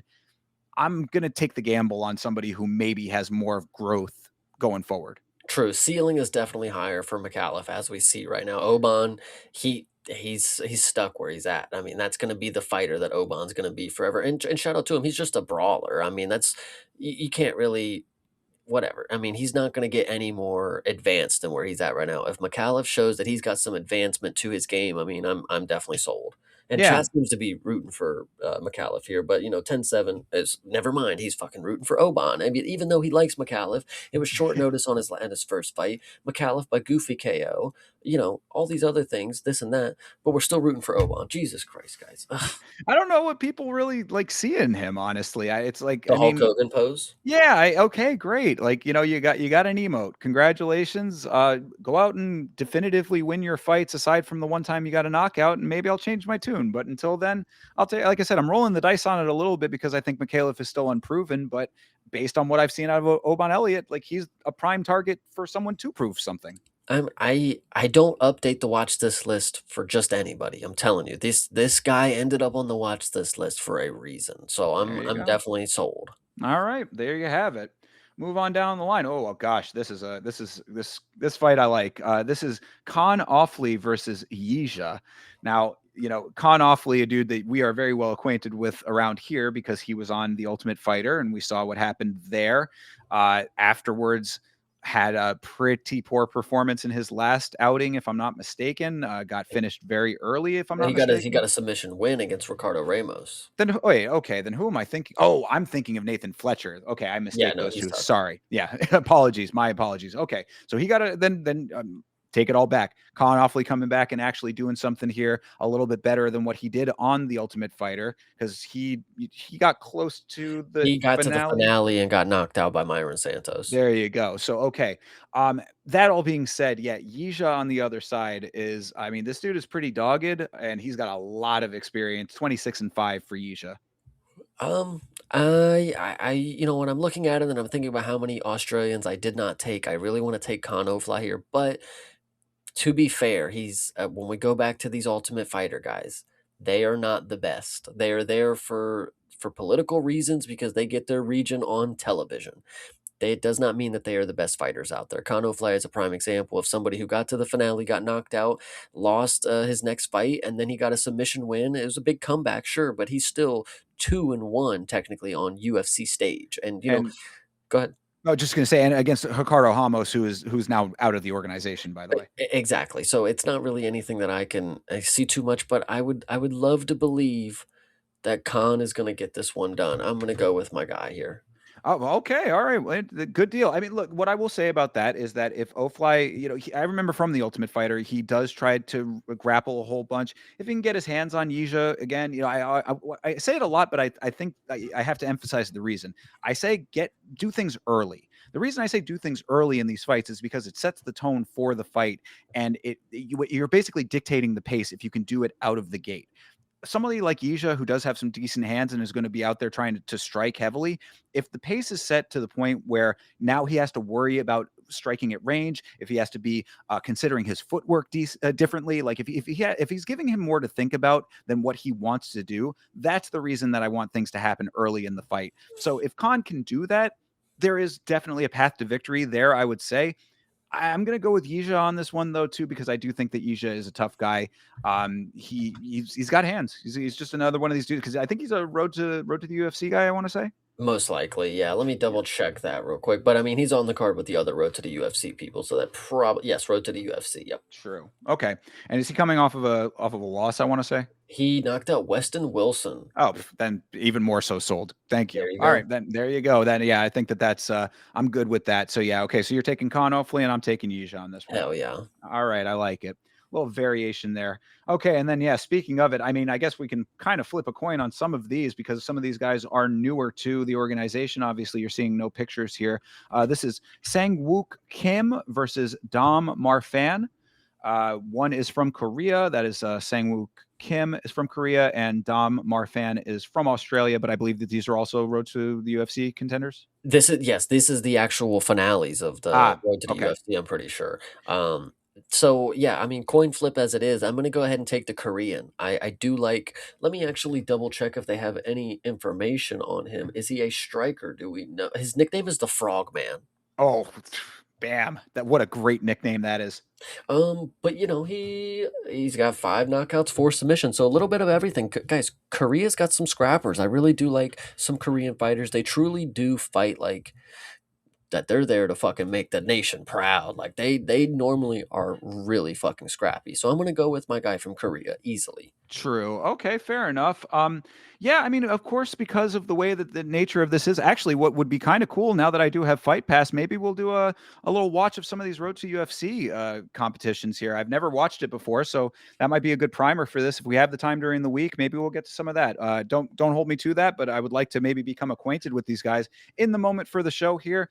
Yeah, obviously for the sake of a little bit of difference, because I do not know either of these guys, I guess I'll go with the Australian on this one. So Dom Marfan for me. Just again, I do not know enough. I'm just gonna be perfectly honest here. I don't think either of us really do, but I think I like your thought process though, that the Korean, I mean, who knows, Dom Marfan could be Korean fighting out of Yeah, I was gonna you say know the name is definitely you know, we're gonna have to find out what these guys actually, you know, look like and right. what they're about because we don't even have pictures. So we're just kind of just going off of anything at this point. True. Yeah, Dom Marfan. That sounds like it might be a Vietnamese name based on the three name structure, but Mhm. I'm just surmising here. So, all right, so there's a little diversion there as well, and I guess that's gonna be His similar. nickname is Yes, Street Buddha. brother. Oh, Street Jesus, Street Buddha. Come, the narratives in this fight is fantastic. I love it. I'm good with it. Okay, well, I'm taking the Street Buddha then. I like it. Fun fact, also his latest win is a unanimous decision over a Korean guy. So Okay, there you go. Also, fun fact about this guy, I'm just because I'm looking at it really quick. He has sure. a loss to oh my god, this dude's lost to Quillen Salkid twice. His only 2 losses are submission losses to Quillen Salkid, rear naked choke, both of them. He fought him in his second fight ever, lost to him rear naked choke. Fought him again for a belt, lost by rear naked choke. All right. Well, I mean, look, maybe he's made the improvements that he needs to. He is 8-2, so I mean, those are the only losses that he has. Fair. I mean, you can build a story. The only losses he has is the guy that has wins in the UFC currently, knockout wins. So Yeah, not look. As I said, it was a little bit of a coin toss, not having seen either of them, and even with seeing them, obviously you never know what the dynamics are going to be off of newer guys coming to the organization. So I'm sticking with the Street Buddha. I like it. our Korean guy here, he has a loss to Rangju, by the way, in Oh, Road to UFC. wow. So Does not surprise me in the slightest, considering what a killer that guy is. I love Rangju. He's one of my favorites out of the road to the UFC. hell yeah. But either way, on to the Yes. next. On to the next one here. Well, again, similar situation, I would suspect, although I don't know if Sebastian is a road to the UFC guy. I would suspect not, but maybe. Yes, he is. Is he? Oh, okay. So they have Oceania, I guess, for this road to the UFC as well. This is Kechiro Nakamura versus Sebastian Cesale, maybe Hmm. Cesale. Yeah. That sounds about right. That looks right. And the thing that it speaks to me instantly is that this potentially could be the Nakamura brother that they've always been talking about. I'm not Oh, positive, but I'm pretty sure that it's been a talk that Rinya Nakamura has a brother of some Renya's sort brother. Yes, I was gonna or say. relative of some sort. Okay. So I think this might be that guy. I am not positive. Don't quote me on that, but he is 5'10" at featherweight. That's pretty tall, guys. He's gonna be pretty tall, and he's Japanese. He's probably got some. I mean, the stats don't show that he's got grappling, so maybe he's gonna go out here. I mean, 6 knockouts and only one loss to a submission. So yeah, he's a striker. I'm gonna go ahead and take the Japanese striker. I like this. I'm with it. I'm going to differ again on this mostly because, for again, two reasons. One, I don't know these fighters, so it's a little bit of a coin toss to begin with. But the other one is that Rinya Nakamura, if I'm not mistaken, put on one of the most brain dead performances of all time. I want to say at one point, was it him? Maybe I'm confusing him with a different Japanese fighter, but there was one point where I remember us thinking, was it him versus Moon Gafarov? Does that Probably, does that ring a bell? Because yes, maybe. like all I'm saying is that there was a time where Muin Gafarov was made to look tremendous in a fight by a Japanese fighter, where I said, do not let this fight trick you into believing that Muin Gafarov is a worthwhile contender in this sport. I believe it was Rinya Nakamura, and by extension, granted his brother is not him, but these are the things that I have in my mind because I do not know these fighters. So Yeah. for that reason, Sebastian Sazale, you are the man for me right now, and another Aussie pick for our. All right, I like it. All right, going on down the line again here, yet another one. A lot of Asia versus Islanders, it would seem on this Yeah, because this is Sulang Rangbo. Yeah, I think I got that. Sulang nice. Rangbo versus Lawrence Louis. Lou Loy. This one is interesting because I don't know, again, don't know anything about these guys, but I'm gonna take the Kiwi on this one. They China's got some good athletes, but for a 20-year-old, oh gosh, 20 years old, maybe he is some spectacle, maybe. But I'm 10-3. I mean, clearly he's not like God amongst men kind of deal. But 20 years old, thrown out here in the limelight in Australia, I'm gonna take the Kiwi. I gotta take the Kiwi on this one, I think. I like it. I mean, 20 years old in it with a 10-3 record. He's got a lot of. I mean, it's always crazy to me how it specifically seems like China.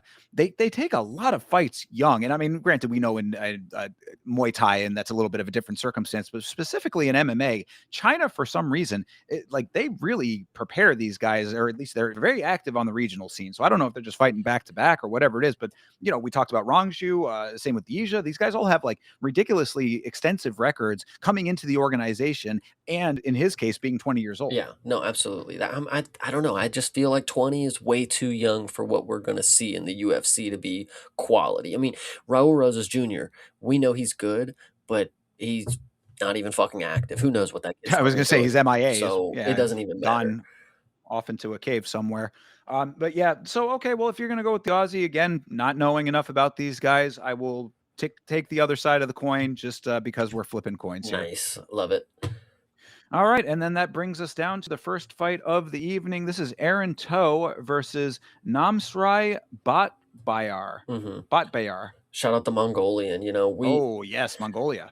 Wow, and speaking of the Mongolians, he has a current loss to the only other Mongolian that you can name, Niam Let's go. Jargal, Timim Demirel. Yeah. Yes. So shout out to Mongolia. They did a matchup, Mongolia v Mongolia, and the best Genghis Khan relative ended up on top, and I appreciate that. But now we actually have a real fight. Aaron Toe, he's been in the road to the UFC before. He was in it last year when they went to China and had it in their card or whatever. Oh, interesting. Yeah, so he's been here a couple different times and he won by unanimous decision the last time. And he was also on the Contender Series. That's where I know him from. Right, and so he has a unanimous decision loss to Elijah Smith, who is a decent prospect as of right now, another young kind of guy that's making his way. But Aaron Toe is one of these guys that's, never going to give up on himself. He's a very tough fighter, very hard nosed. I see that he's actually at flyweight now. This is very interesting because for the longest time I've been saying, bro, 5'4" at bantamweight,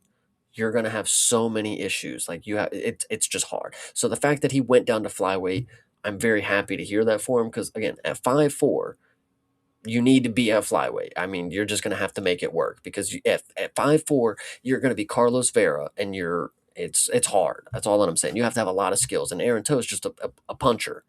He's just a striker. He doesn't really have much of the other intangibles that you're expecting out of a fighter. Yeah, So he's more toughness over technique is what it yes, seems. So, absolutely, yeah. yeah, well, so okay, but that all being said, the other side of that coin is Mongolia. Now we have been seeing some movement out of Mongolia. We've been seeing some new fighters coming in.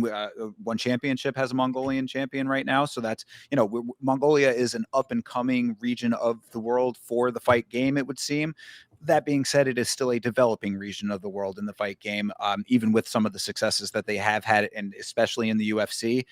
That being said, I mean, what's your pick on all this? Well, the last Mongolian that we saw in one, I definitely said, like, again, same deal with Toe. He's more toughness over skill, and in Sure. one that can get you very far. You can outlast your opponent, and your grit can overthrow that. But in the UFC, again, I've said this before, you need more than just the grit and determination. You have to have some sort of skill to back it up.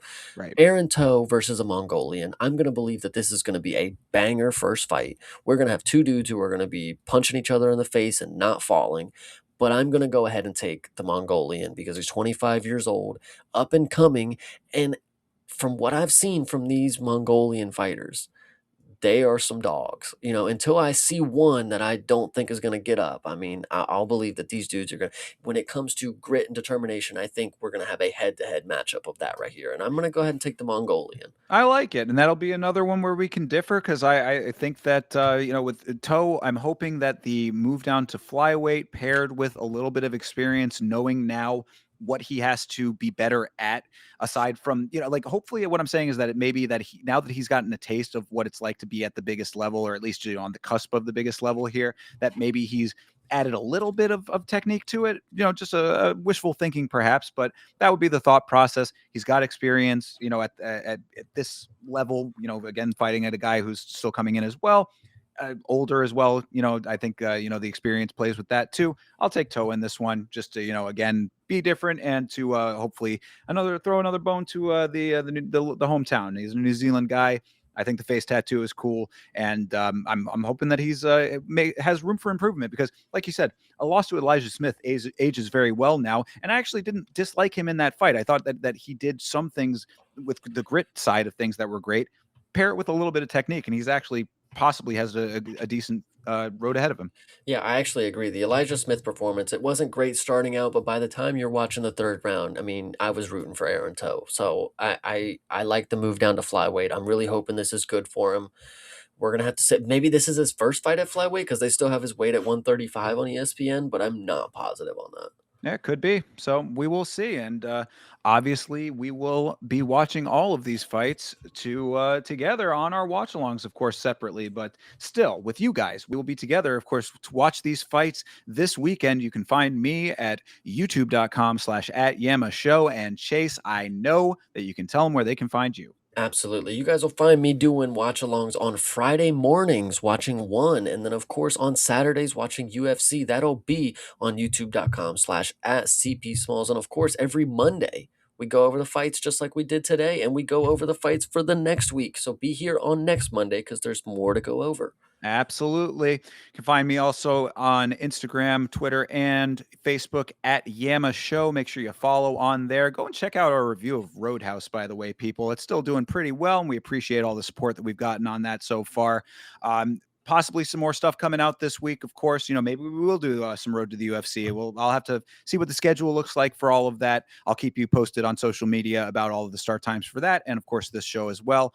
Until next time, everybody, thank you guys so much for sticking it out with us tonight. We really appreciate the support. It's been growing time over time, and we cannot do it without you guys. So thank you very much, and shout out to all of you out there who listen. We appreciate you very much. Have a great rest of your night, a great rest of your week, and as always, fight on.